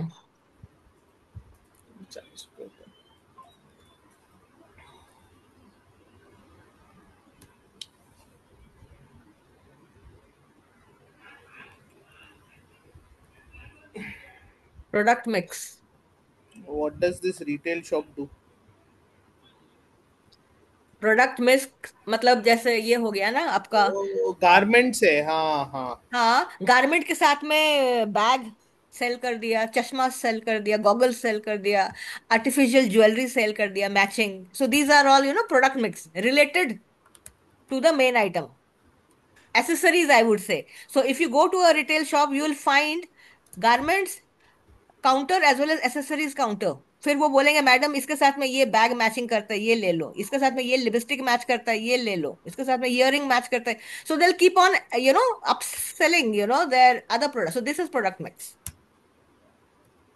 All accessories, footwears, and everything. So probably they can increase the number of products, in the stores to attract more footfalls. Right? So that is one way of attracting more footfall, having everything under the same roof. Yes. जब winter आएगा तो साथ में sweater भी डाल देंगे, cardigans डाल देंगे. राइट? Summer Exactly. समर आएगा तो शॉर्ट्स डाल देंगे, टी शर्ट डाल देंगे. So different season with different product mix. Yes, we can also look at then. I mean, yeah, product mix is done. It all, yeah. Customer orientation. You'll have to understand what is the TAM and what is the TAM that you're going after. Now customer orientation. Customer orientation कैसे होता है? If you go, let's say an example of Starbucks. Just giving an example, you go to Starbucks, you see the customer, how they treat you. They will welcome you well. They immediately the guy will come. Yes, sir. How can I help you? This is the card menu, right? Tell me, we have this, ice cream, we have hot drinks, we have this. He will give you all variation and help you to, decide on the menu chart. Same way, you went to another coffee shop. There you went, nobody bothered. You went and sat. AC is not running. You are waiting for the waiter to come, but he's not coming. You have to shout two times to, "Bhai, aake, take my orders." So, you know, are are they customer focused? Do they have that customer orientation? If it is not, then they have to take necessary initiatives. Like, if you go to some big shops, you will find, when as soon as the customer comes, they will come with a water, small, water bottles. Now they don't serve in glass, they give water bottles, right? So either you have it or put it in your bag. It is up to you. Or they will get, fresh lime juice and all. So these are all customer centric, giving that, uh, basically to engage the customer to sit there for longer, show them more items and engage them, and finally help them to buy a product before they leave the shop. So how you are engaging your customer? Do you have those formats or not? If you do not have, then what all things, initiatives you need to do, right? There would be some stores where there is no AC. And the products are very good, and the person really wants to sit there, spend time, and look at the things. But the place is so cumbersome and so hot, he just wants to leave. So it is the entire environment, how they are approaching to the customer, giving that, services to make it more, more, the whole objective is that their sales should increase. How they're going to increase the sales? So what are the things that they need to do, overall to improve the customer satisfaction? Then also taking customer feedbacks. तो वो सब आपको डालना है इसमें.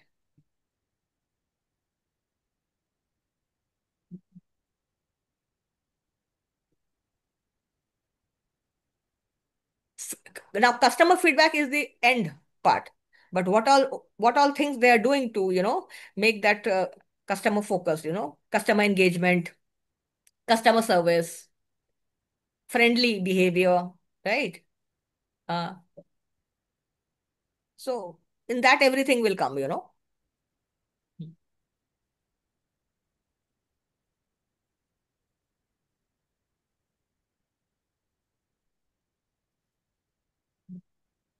So, can I just interrupt for a minute? Okay. Am I audible? Yes. Hello? Yes. Yeah. One thing. Yes, ma'am. So, when you write your intent, whether it is business, functional, or your HR, now question yourself.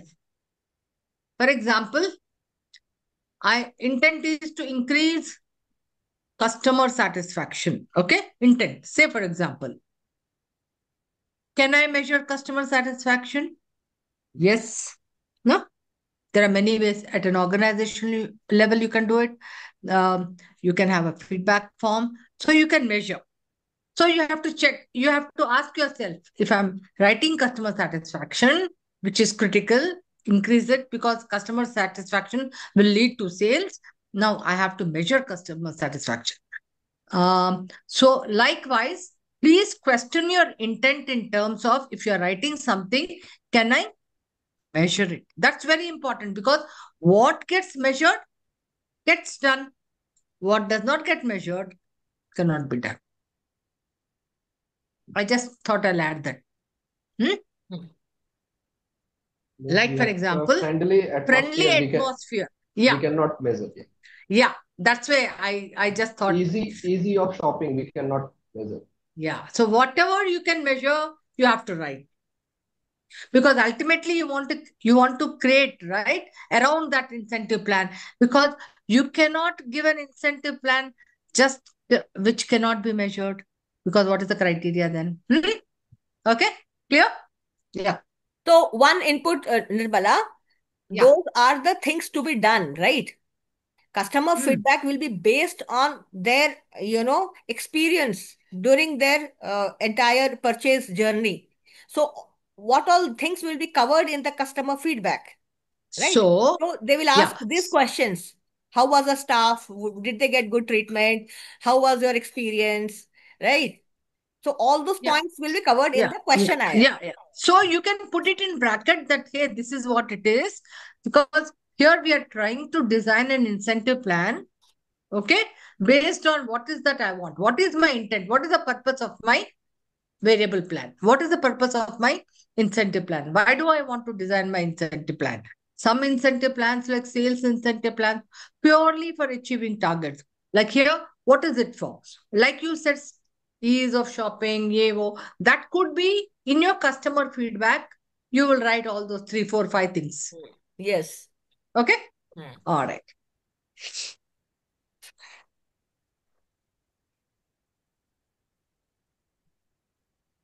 Now, what is the next? Eligibility.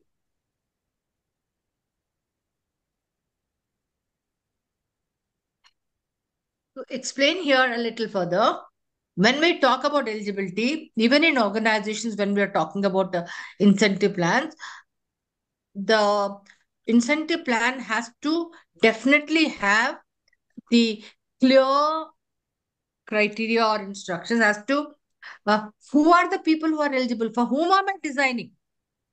For example, here in the store, you are designing it for all the people, for store manager, for sales, for support.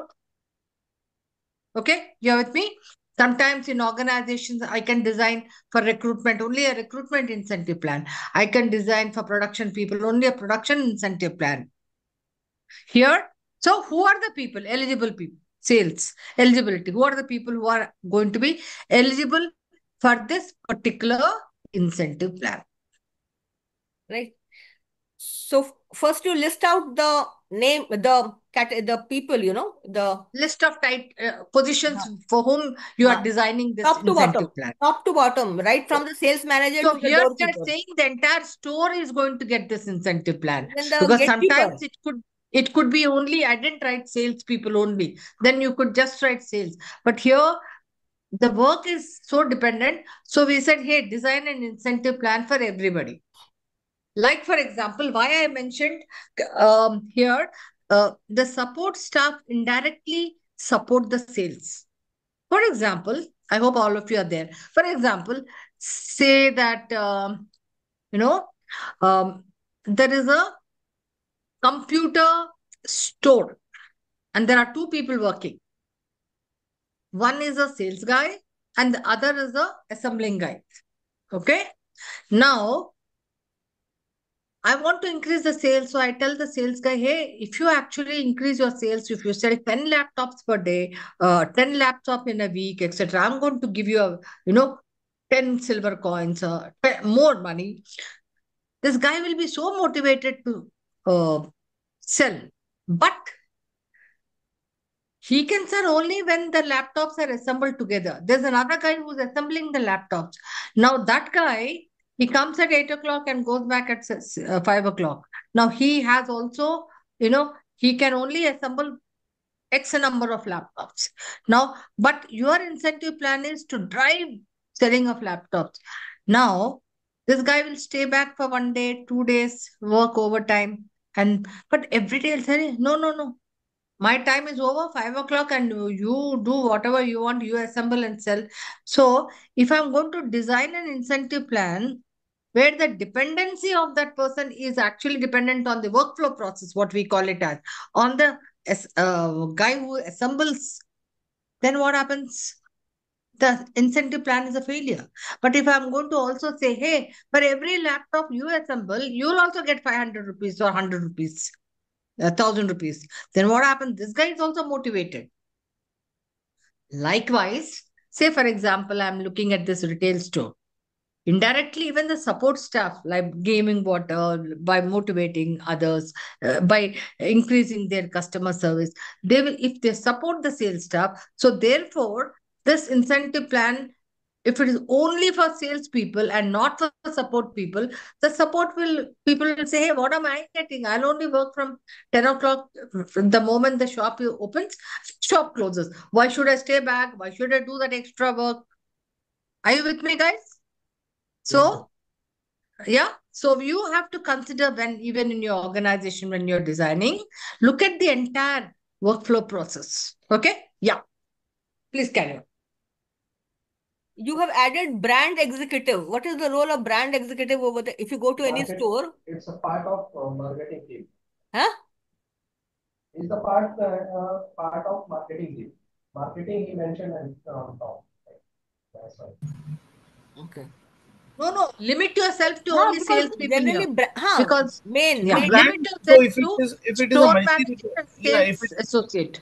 no, if it's a multi-retail garment shop, you will say, for example, different people will have different brands will have their executive, right, who would be pushing your customers. You Okay, can okay. From so that they would perspective. also be so Hmm. technically at the end of the day they also help you to increase your sales only because they are Yeah, also incentivized by it. yeah. Yeah. Like you go to a mall and you will have, in a beauty store, you will have Lakmika people alag and separate, and you'll have different brands. So their executives who are actually trying to influence customers to buy Hmm. their products. Correct. Oh, yeah. Hmm. Cashier, housekeeping.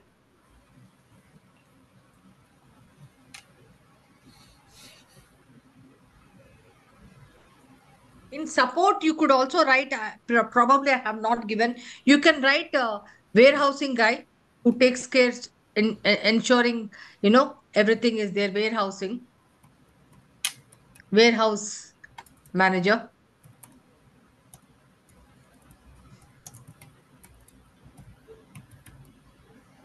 But that will be outside the scope of the store, no? No. Within the store also, sometimes you have an ad, or you can say Because admin it is guy the role of who the takes store manager to housekeeping. Yeah. You place can the also inventory. right. You can have one admin guy or Admin the guy. cashier who takes care of those things. Right. Admin Okay. guy.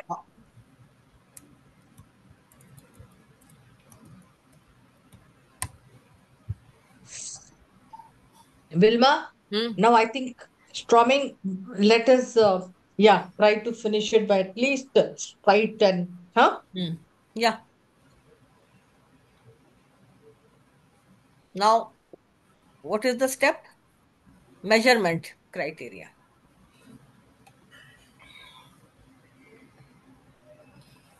Now, what is A plus B? The measurement criteria typically should include the intent, in the sense, you know, what is that with respect to both the functional and the HR intents. Okay.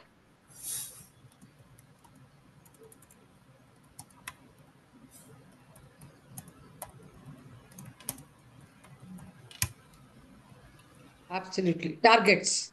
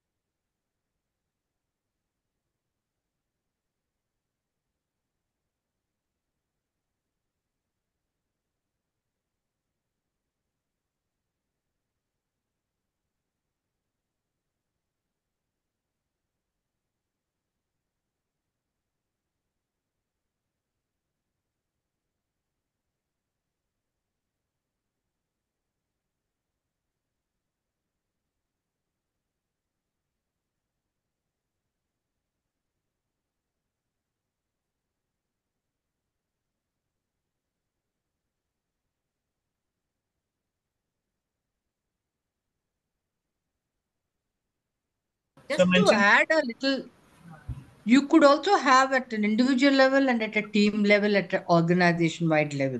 For example, if you are saying measurement criteria at an organization level, if you notice most of the organizations, they ask you to, smiley, they will keep and ask you, are you happy? Something like that. The feedback form.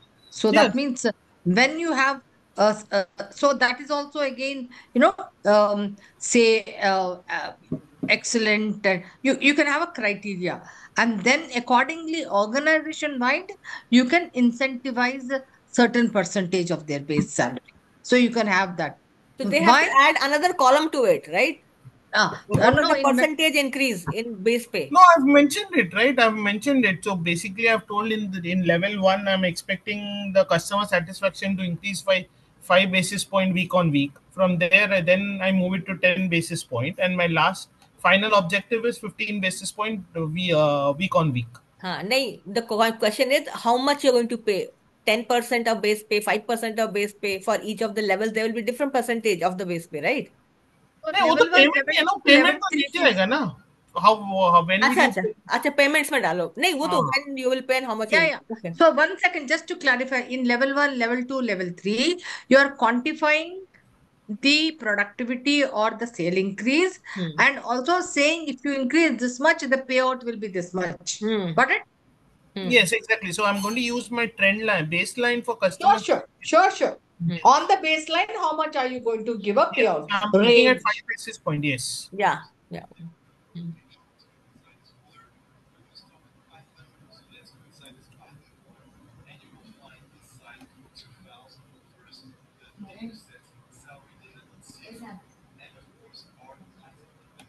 So in payment you will have how much you will pay and when you will pay, right?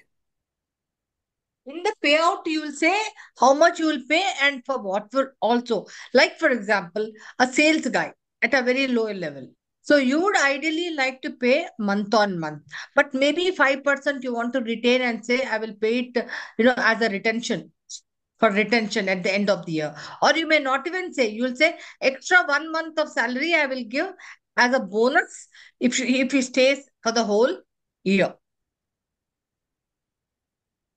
Store manager, you will say obviously 6 months, or say, for example, at the end of the year. Support staff, maybe every quarter. And, that's how. And why are you paying? Are you paying for attraction, motivation, retention? So basically, for you, I mean, I'll tell you at a store level, if it's a sales executive, then ideally for me, say I mean, looking at industry standards and everything, it's going to be a month-on-month payout, and actually, it can for some of them it is also a 15-day week bi monthly Yeah, payout yeah, that's what also. I'm trying to say. That at Because the lowest level, even if you look at customer calls, and at the lowest level, if you pay him at 6 months or quarter, 3 months, or he's not going to say, he's not going to motivate it at all. You have to pay him, if not week on week, at least fortnightly or month on month, because this is a retail store. Maybe every month you will be paying his incentive. yeah, And exactly. to retain him, because there are star performers to retain, you could look at both. Are you giving some bonuses at the end of the year, or some spot awards, some recognition? So I want to use your creativity. If these are the issues, what what will you do typically in So I would the look. variable pay concept? So I would look at 70% of them going out on a month-on-month basis or a biannual basis, and then Yeah. 30% I'm going to just keep it at the end of the year because ideally the attrition rate is too much at this level to maintain that retention. Because today, for example, if a store A pays X and then a store B plays X plus 3, they will move away straight away, right? That 3 is a fixed amount for them, and the incentive again is very structured and most of them have the same incentive structure. So ideally, you would maybe look at retaining the store manager and above because they would play a critical role in how things go in terms of customer satisfaction and everything. At the end of the day, they are the visualizers. They know where to place what product comes in, what product goes out, and they are more analytical in nature, right? So Absolutely. technically, taking a store manager would be very critical. For me, a sales executive is going to be someone who is easily replaceable, and they come and the retail industry is such that I mean, if it's a multi-store, you don't need to sell, right? You would still be there and just make that effort. So ideally for them, it is going to be a bi-monthly, and maybe for a store manager, retention becomes critical for me. By monthly also it could, but again 70%, because they get so little that if at a lower level, that if you are saying, hey, I'm only going to pay you 80%, if you recall, there is huge attrition when you say, hey, I'm not going to give you 100%, because remember that at a lowest level they want quick money, they want spot on money, they don't want something that you'll give me at a later point of time. Okay. Yeah, great, good thinking. But where are the others? Are they not participating, or they're just? Hmm? I hope Chanel is also there. Chanel, please Yes. give your inputs here. Yeah, channel is there. Only three are there. Others got disconnected because of rain and all. I know even Mm. everywhere there is so Mm. much of rain. Yeah.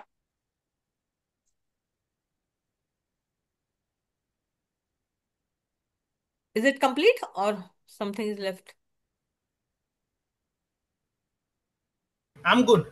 I think Uh, I've But Step four, payment. I wrote down yeah, payment. I'm watching it. When will Already you done. pay? 70% every month to whom? There, you have four positions, four category of people: sales, customer, housekeeping. I think for back end, whatever the support Seventy staffs are there, percent we have to every month. reduce the Yes, Okay. for support staff, we have to reduce the percentage. 70% of what? 70% of the incentive.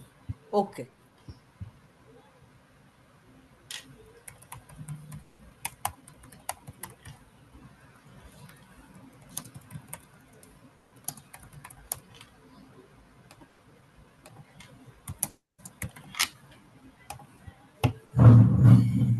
The store manager yearly. So organization wide, are you paying any incentive? Are you measuring something so that they can collaborate and work as all the members of this retail store, they can work as a team? See, so obviously the store manager reports into the area manager, right? So the targets come in from the area manager. Again, for an area manager, for him, whether one shop is critical, yes, but then he'll always have three or four shops under him. So for him, the incentive is more about how much the targets is achieved across.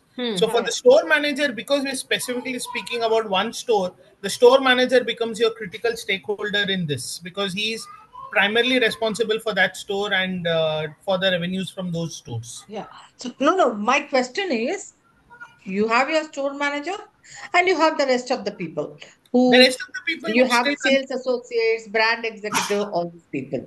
so they Now, all in will order, get their there are incentives. certain concerns in the store. Lack of what? Teamwork, lack of customer sense.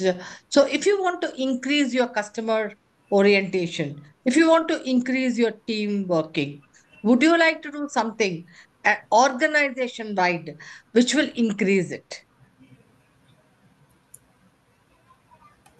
You would have to differentiate both of them together, because what happens at a corporate level is very very different as compared to what will happen at We your are only store level. limiting ourselves to this particular retail No, store. at the store level, you will only, because you're already paying the incentives, and from an HR standpoint, maybe you can have team lunches and you can look at motivational levels and show them the graph, right? If you're Yeah, earning yeah. X, by this you So can go to X plus two, so your revenues increase. I'm just Your giving you one I mean, just a thought. Say, for example, I want to increase, because every store operates, they would be getting their targets, but every store operates as a in isolation in terms of the target. They have to achieve themselves, because you have the things you have to achieve. Okay. So to increase that collaboration, to increase the teamwork, typically if you have noticed all the stores, you know, to increase that interdependency, teamwork, team orientation, etc.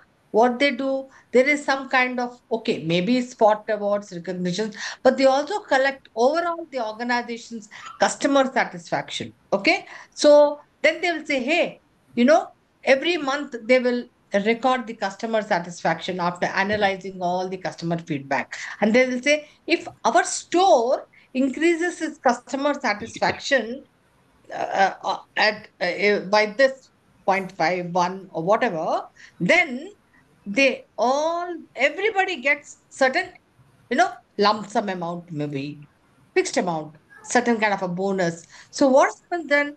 Everybody works towards it. Are you with me, Smaran?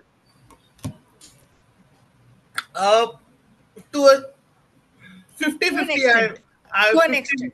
Uh, to an extent, because my experience has been a little different, considering I mean, with my experience of B2C, it's been a little different, because generally what happens is the corporate office has a different structure, I mean, a different incentive plan, because they would then look at the other segments, and then you look at the shops independently, like you told. Yes, this act as an independent BU, so you would incentivize them regularly, whether now you have an area manager and who under whose shop is come, and then the area manager has a state manager and so on, right? Would all of them be incentivized because one shop has started working? I don't think that is the, yeah, that's a right way to incentivize at a senior level.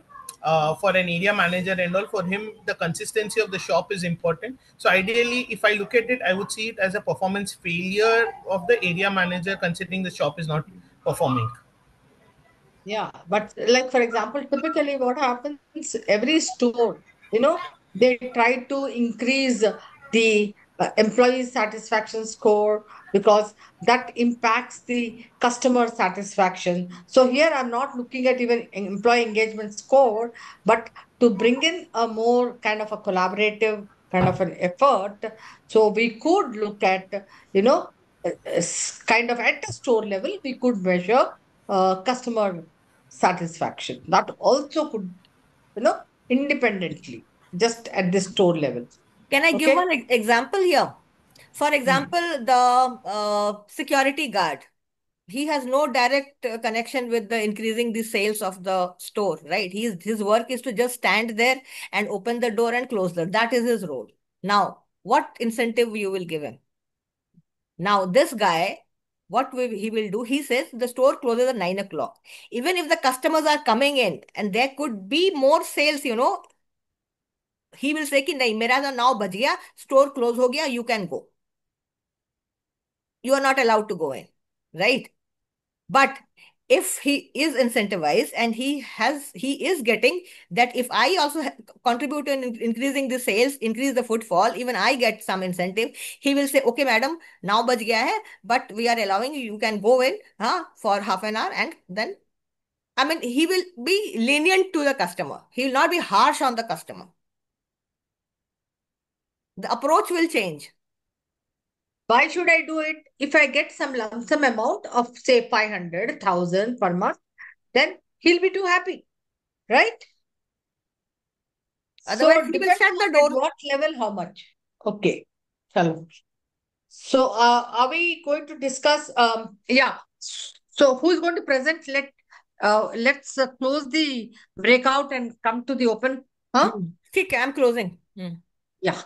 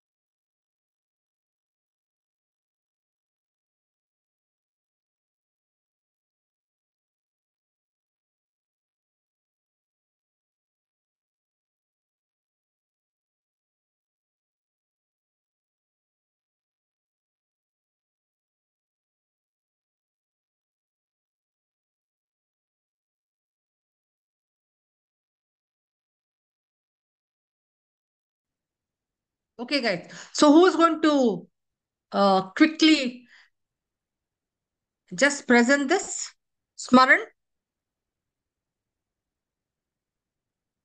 Basically, the intent is to increase the weekday sales, improve customer satisfaction, and reducing the employee turnover. So functionally, you will have the sales, the customer Excellent. success, Yeah. marketing, finance, and production, and also warehousing or inventory would be a part of this. Great. In terms of HR MAR, it will be majorly it will be about how do you control attrition, how do you motivate the employees, taking care of their training so that they become say better sales exit, better in their sales job, and also goal settings for them, right? Great. Now, increase in sales volume, you would look to increase the sales volume by 20% week on week, right? And the overall objective is basically to improve, to increase it weekday sales from a $10,000 to a $15,000, which technically means a 50% hike, right? Now, your product mix could also means that apart from the garments, you can also look at accessories, you can look at footwears, all things which go hand in hand with the garment. Uh, in terms of the customer orientation, you would look at how does the staff behavior happen, what's the ease of shopping, how does the range, what's the range of clothings or range of accessories that you have, and ideally what Okay. is the customer feedback that is there. Sure. And then Okay. eligibility is that for sales you will have the store manager, the sales associate, the brand executives who are going to be a part of this incentive plan. Apart from this, the support function would be your local shop admin, your housekeeping, as well as your cashier, right? Okay. Now, in हाँ, terms of the अभी measurement, you measure it Telugu on week कैसा है on week. also ये So for the first week, you go at 12,000. You target to increase it to 12,000 USD per week. From 12,000, you then increase it to 13,500, and finally level three is going to be 15,000 USD per week, right? So these are the predetermined ranges, targets. Yes, Okay. yes. Got it. And then in terms of customer satisfaction, you'll already have the baseline. From that baseline, you would level one would be increased it by 5 basis point week on week. From there, once you hit a 5 basis point, then you look to increase it to 10 basis point week on week. And once you increase it to 10, then you look at increase it by 15 basis point week on week, right? Now, in terms of payment, how is it going to happen? It's going to be a monthly payout. 70% of that is going to be the monthly to the sales, the housekeeping, the brand executives, and the customer success. Then I would keep it, retention would be 30%. But in this 30% also, it will be yearly or quarterly. So the sales associate, brand executives, housekeeping, everyone will get a quarterly incentive, and your store manager would be a yearly incentive. Yeah. Yeah. I think excellent. Payout is absolutely important and critical in an incentive plan. Why? Because essentially, why are you actually, what is the objective or the goal of a variable plan or incentive plan? It is to attract, motivate, and retain. Now, if you don't pay out, in the right times, no, for the respective level of people, then they don't get retained. They also don't get motivated. Like for example, if a sales guy, you do not incentivize him and pay out a given month on month or bi-monthly, etc., and you leave it for the end of the year, he doesn't get motivated. So therefore, the objective of the entire incentive plan to motivate gets lost. Even for a retention plan, it gets lost. Excellent, guys. Very good learning. And I hope even the other members, other participants uh, have learned something. There's been a learning in this. Ma'am, So when one you go question. back, please evaluate, assess your incentive plans with respect to the intent, eligibility, what is the criteria, measurement criteria in terms of the performance, how are you actually assessing the performance, and for what are you paying. It will really help you. And in the end, payout. And of course, every incentive plan year on year, it needs to be revisited, it needs to be validated, whether it's working for you, because then you need to make some course corrections, change the incentive plans. Okay. Excellent. Any questions? Okay. Now, quickly, guys, we just have few Ma'am, one a question little here. time, One question here. and I want to quickly cover one concept which I think I have not covered. Two, three concepts. Okay, it's an important concept. As a compensation person, you really have to understand this. Hey, after in salary surveys, compensation analytics, one important metric is compa ratio. As a compensation and benefit professional, you have to understand, A, what is this compa ratio? ratio means two, you will have two data points, right? So how do you actually measure compa ratio? You actually take the individual salary. And when I say individual salary, it is the base salary divided by the midpoint. For example, where is that? Have I done it? I'll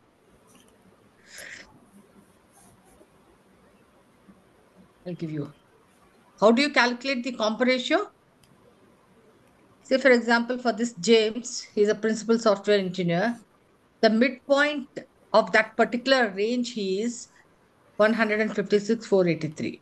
And what is his salary, base salary? So whenever you measure comp ratio, you have to take into consideration not the entire cash component, which includes base salary and variable pay, but only the base salary, the guaranteed salary. Now, so when you divide base salary by midpoint, which is the formula for calculating comp ratio, you get 0.898. Okay. Now, why should you calculate comp ratio? What is the purpose of this comp ratio? What is the use of this comp ratio? Now, when you take a salary range, huh, you have min and max, and you have midpoint. So the comp ratio at a midpoint is always what? 100%. If your base salary is at midpoint, it becomes 100%. So anything which is less than 100% will give you, it could be 90, it could be 89. Yeah? So if you notice, Jack, Eliza, William, and Jones, and also Nova are lesser than the midpoint. Midpoint means 100%. Now, why is it very, very important? Now, it gives you an indication of whether your employees who are there in that particular grade, are they at a higher wage cost or at a lower wage cost? If 80% of your employees are more than 100%, that they are at 120%, 110%, that means your wage cost is high. Either you have employees who are very tenured, so therefore they have progressed into that range far beyond the midpoint. Okay. In any organization, there should be a very good mix. The wage cost should be such that the comp ratio, there should be 60% of your people should be before the midpoint, and say 40 to 35% after the midpoint. Because otherwise, what happens if 70 to 80% are after the midpoint? That means they are almost retiring or at a high wage cost. So, therefore, it's very, very important to A, check your comp ratios.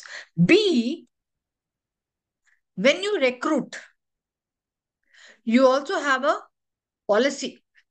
I will recruit every person in every grade only at an 85 or 90% comp ratio. I will promote a person only at a 120% comp ratio. Okay. It also helps you to form your policies in terms of recruitment, in terms of a promotion. For example, if I were to recruit a person at 120% comp ratio, you tell me what happens then? Just tell me. Anybody who can think what will happen if I recruit a person far beyond the midpoint? Then in 1 or 2 years, he will be reaching the maximum. Thereafter, what will I do? Typically, organizations make this mistake of hiring very good people, tenured people, and bringing them at a high comp ratio. But what happens? Then you cannot promote him immediately in 1 or 2 years. Then he gets frustrated because you don't give him a increment. You only give him a performance bonus. Okay. So that's A. B, you are recruiting people, you have people of a lower comp ratio who could be actually like an outlier lower. You have not made any corrections, market corrections. Okay. During annual increment, you are calculating the comp ratio of everybody. And then what you do? people, say for example, Smaran and Tiwari are HR managers who have got a rating of, Mr. Tiwari has got a rating of 4 and Mr. Smaran has a rating of 4, performance rating. But Smaran is at a comp ratio of only 80% or 90%, and Mr. Tiwari is at a comp ratio of 120%. So what will I do? I will then accordingly reduce the increment of Mr. Tiwari, who is at a much higher comp ratio, and I will bring Smaran.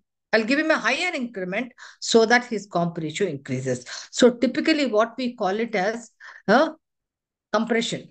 Because you may have got people at a much lesser pay, but what happens because you have not done any course corrections, market corrections, those people still have lesser comp ratios. So during annual increment, I try to reduce that difference. Both of it, because otherwise it's internal, no fairness in the way I'm paying, internal equity. So two people working in the same job, but with different comp ratios. So how do we ensure that there is fairness and they're also rated on a same rating? So if you look at it, if this is the rating, okay, and how do I do? People less than 94 and this is higher. So if comp ratio is highest here, he gets a lesser increment as opposed to the guy who's at a lower comp ratio. This person gets a higher merit increase as compared to the person who's at a higher comp ratio. Got it, guys? Please just give me a thumbs up if you've got the concept. And you also have a paper explaining to you the entire thing. Okay. Now, the second compensation and in analytics, I want to make you understand one more thing. Red circle and green circle. Very important. What is it? In recruitment, say for example, this is your range. Okay. This is your salary range, minimum, maximum. There is a person, you have a range of, let me just annotate.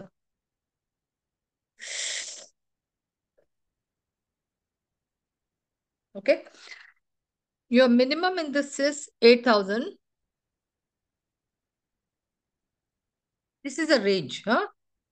And maximum is 12,000. What will be the midpoint?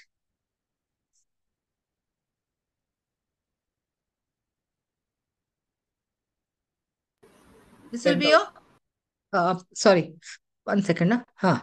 This will be a midpoint, right? Huh? Yes. Okay. Now, say this is L1. L1. Okay. This is your grade. Now, I hire a person. This is your minimum. If I hire this person at this 8,000, it will be 80% comp ratio, right? If I hire him at midpoint, it will be 100%. If I hire him here, it will be 120%. I hire below 8,000, which is called a green circle. You're not supposed to do that. Some of the organization, if a guy is actually not working or, yeah, and he's at a much lesser salary, and you will say he will try. So what green circle route says, you cannot offer a person lesser than the minimum of what that particular salary range is. Got it? You cannot offer him. Now, what is a red circle? Red circle is a little more dangerous. Person has reached 120, 12,000. Okay, say for example. Now, next year, what will I do? Will I give him an increase in base salary? No.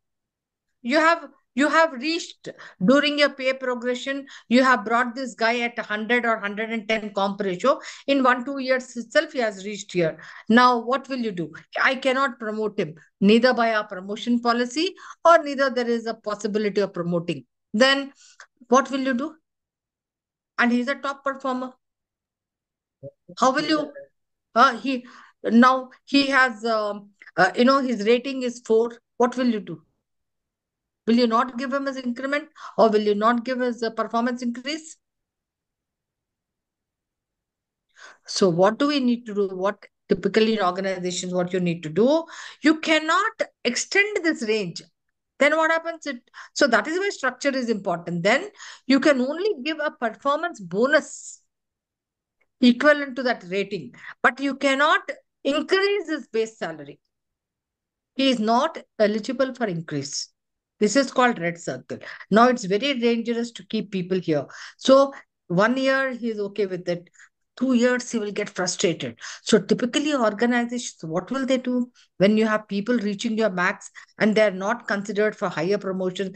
They will try to see if they can shift them elsewhere, internal job postings, their skills, and or give them other some kind of other upskill training and then push them up. Or when there is another core market correction, then the entire range is going to change, is going to stretch. And then they start getting again another increment. But is and therefore it is very, very important that never hire a person beyond a midpoint, because there is a philosophy behind. Okay, let me just stop this. Oh, sorry.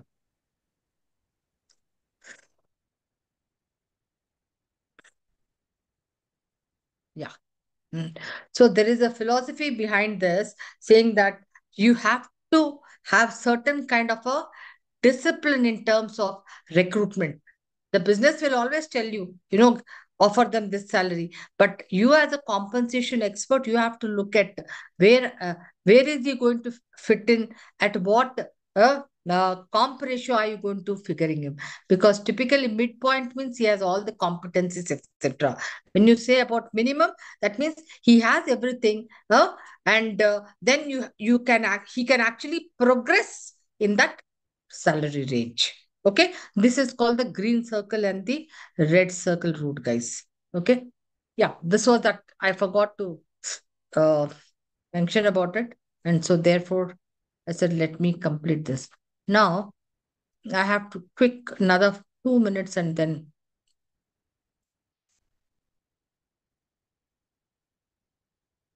yeah, I want to help you with this compensation budgeting, guys. Okay, I'm sure as mid-level professionals, all of you, um, you know, how do you this is called compensation budgeting. What does it mean? Essentially, that every year, say for example, I'll say Chanel is an CHRO. Now her boss will ask, hey Chanel, now what is the kind of money we require for the next year for your HR? So how will you do the budgeting? How will you allocate money? How will you go about? So the fundamental principle behind it is you will look at last year's compensation pool. How much was it? Okay, that's one. Because why is it important? Typically, you also look at something called ECR. What does ECR stand for? Employee cost to revenue. Now, this is a very important compensation metric. You go back, especially Nitin is in payroll, there is something called, employee cost or the wage cost to revenue. If the wage cost becomes very high, then it is impacted because your profits are impacted. So every organization likes to keep a wage cost low. But then, how do you know whether it's high or low? You typically know by looking at other industries or other organizations what is their wage cost. You may say it may be confidential, but in today's time, you can easily calculate the wage cost of other industries or organizations. Get hold of their annual reports and look at their entire employee cost. Look at their revenue. Just divide the employee cost by revenue, you will get a wage cost. For example, I am an organization which can have a compensation pool of last year. But what if I were a new company, IT company? Now, how will I budget my wage cost? How will I go about budgeting wage cost? The only way to look at this wage cost is by looking at what my competitors or peer organizations in which I want to really be, what is their wage cost, benchmark it. So I will go to the annual reports, calculate their wage costs, say 20%, 22%, 25%, and then say, hey, I want to be here. So there are two ways of looking at it. One is looking at the wage costs of different companies, of your peer companies, and then doing it.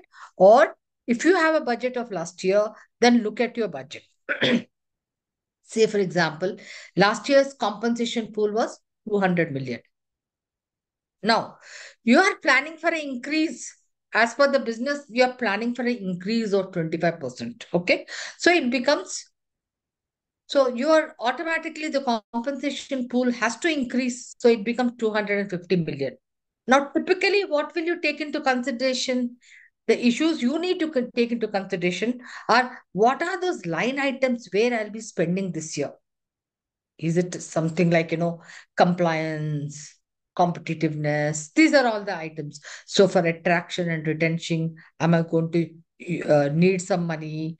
Or for, attracting supervisory roles, also performance cycle, internal equity grade shift, external equity corrections. So these are all the line items which you would be taking into consideration, where there's a good possibility of increasing your budgets. Okay. Now you add up all the line items. For example, it has become 256, but your pool is only 250. Then what will you do along with your team members? You will go through again item by item and see where is it critical and where you think you can reduce, and then bring it to or negotiate with your boss, and then bring it to the compensation pool which has been allocated, say 250 million. Okay. So this is how typically you do a compensation budgeting. Step one, you are identifying your last year's pool, or you will look at the ECR ratio of your peer organizations. Okay, based on that, you can also fix your budget. Then you will look at what is the business planning to actually increase its revenue. Because if it's increasing its revenue, you might require new manpower, increase in promotions. So that also will require some amount of increased budget in the HR. So you look at all the line items and then total them up and see line by line, item by item, where do you think you can actually then, reduce it, and then ensure that it comes within your budget. So this is called compensation budgeting, guys. So with this, we have actually looked at, in all the four sessions, we looked at internal equity, external equity, and individual equity, and thereby ensuring that compensation is fairly what? So this is all those line items. Compensation is fairly what? Fair and also competitive enough. Okay. Any questions, guys? One question maybe we can take. Yeah. Looks like people are so exhausted with the technical stuff. They said, ma'am, we'll read up. Huh? Lull. Total lull, no? Nirmala, one question. The Yeah. assignment that we will be giving them on designing this, variable pay. So Come again. instead Huh? of store, can they do it for any of their departments, for their own department, for their HR team, or for the sales team, or for the production team? I would recommend, let them look at their HR teams. Like, for example, a very good incentive plan for homework or assignment will be their recruitment team, Hmm. right? Right. Uh, or their HRBP, Okay. Hmm. some incentive plan for them. Hmm. Let them look at the HR because they are so familiar with the HR Hmm. department. Hmm. Essentially, what increasing Hmm. performance, Hmm. right? Hmm. So wherever there is more, it's like production. Recruitment team is like what? Production. When you have to recruit people. Okay. Like for example, Chanel, um, she, she could look at within her own department where she could design a small incentive plan. And why do you design an incentive plan? To increase performance, incentivize them. How do you incentivize? Hmm. It could be at team level, it could be an individual level. No? Correct. Correct. Yeah, that will be much more useful to them. I mean, as I can see, knowing Smaran, he can do it for his own, Correct. whatever he's doing, Hmm. channel, even Tiwari. I don't know about Mr. Tiwari. Okay. I So would like, the fundamentals and the principles remains the same. The steps remains the same, absolutely, right? absolutely, Only the absolutely. units will change, Yeah, and yeah. will be more focused on. 4 things they have to bear in mind. Intent, who are the people I'm designing it for? Okay. And then eligibility criteria. What will be the criteria, performance criteria? What will be the payout? Correct. Okay. Ma'am, related to payout, one question Yeah. is, Yeah. so when we are going to plan a payout, can be possible to divide the percentage as per core area, means direct or indirect way? Some people are involved in direct operation, some people are only supporting. So Absolutely. for both, we cannot give the same incentive. Absolutely. You know, you cannot combine the incentive plan. Sometimes you want to make them very, specific to that group. You can't say everything and one incentive plan. I want to achieve everything and one incentive plan, right? Okay. So, like for example, um, in construction, there will be all, so you can also divide 60-40 if there is a teamwork. So it depends on the target group, I would say, ideally. For whom, that is very important. For whom are you designing? But don't club together everybody and then say, I will give one incentive plan. No? Correct. You can't club. Now, is it, say, for example, I'm just giving you an example. Salespeople, obviously, it will be an individual incentive plan directly proportionate to the number of things they have to units sold. So that will be an individual incentive plan, sales incentive plan. Production, number of pieces made, production incentive plan, right?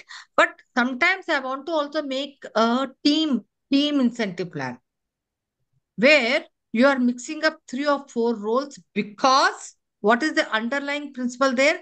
Because of the workflow.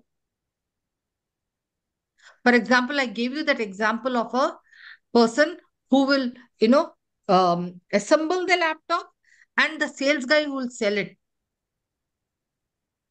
Now, the sales guy can't sell the laptops without the laptops being assembled.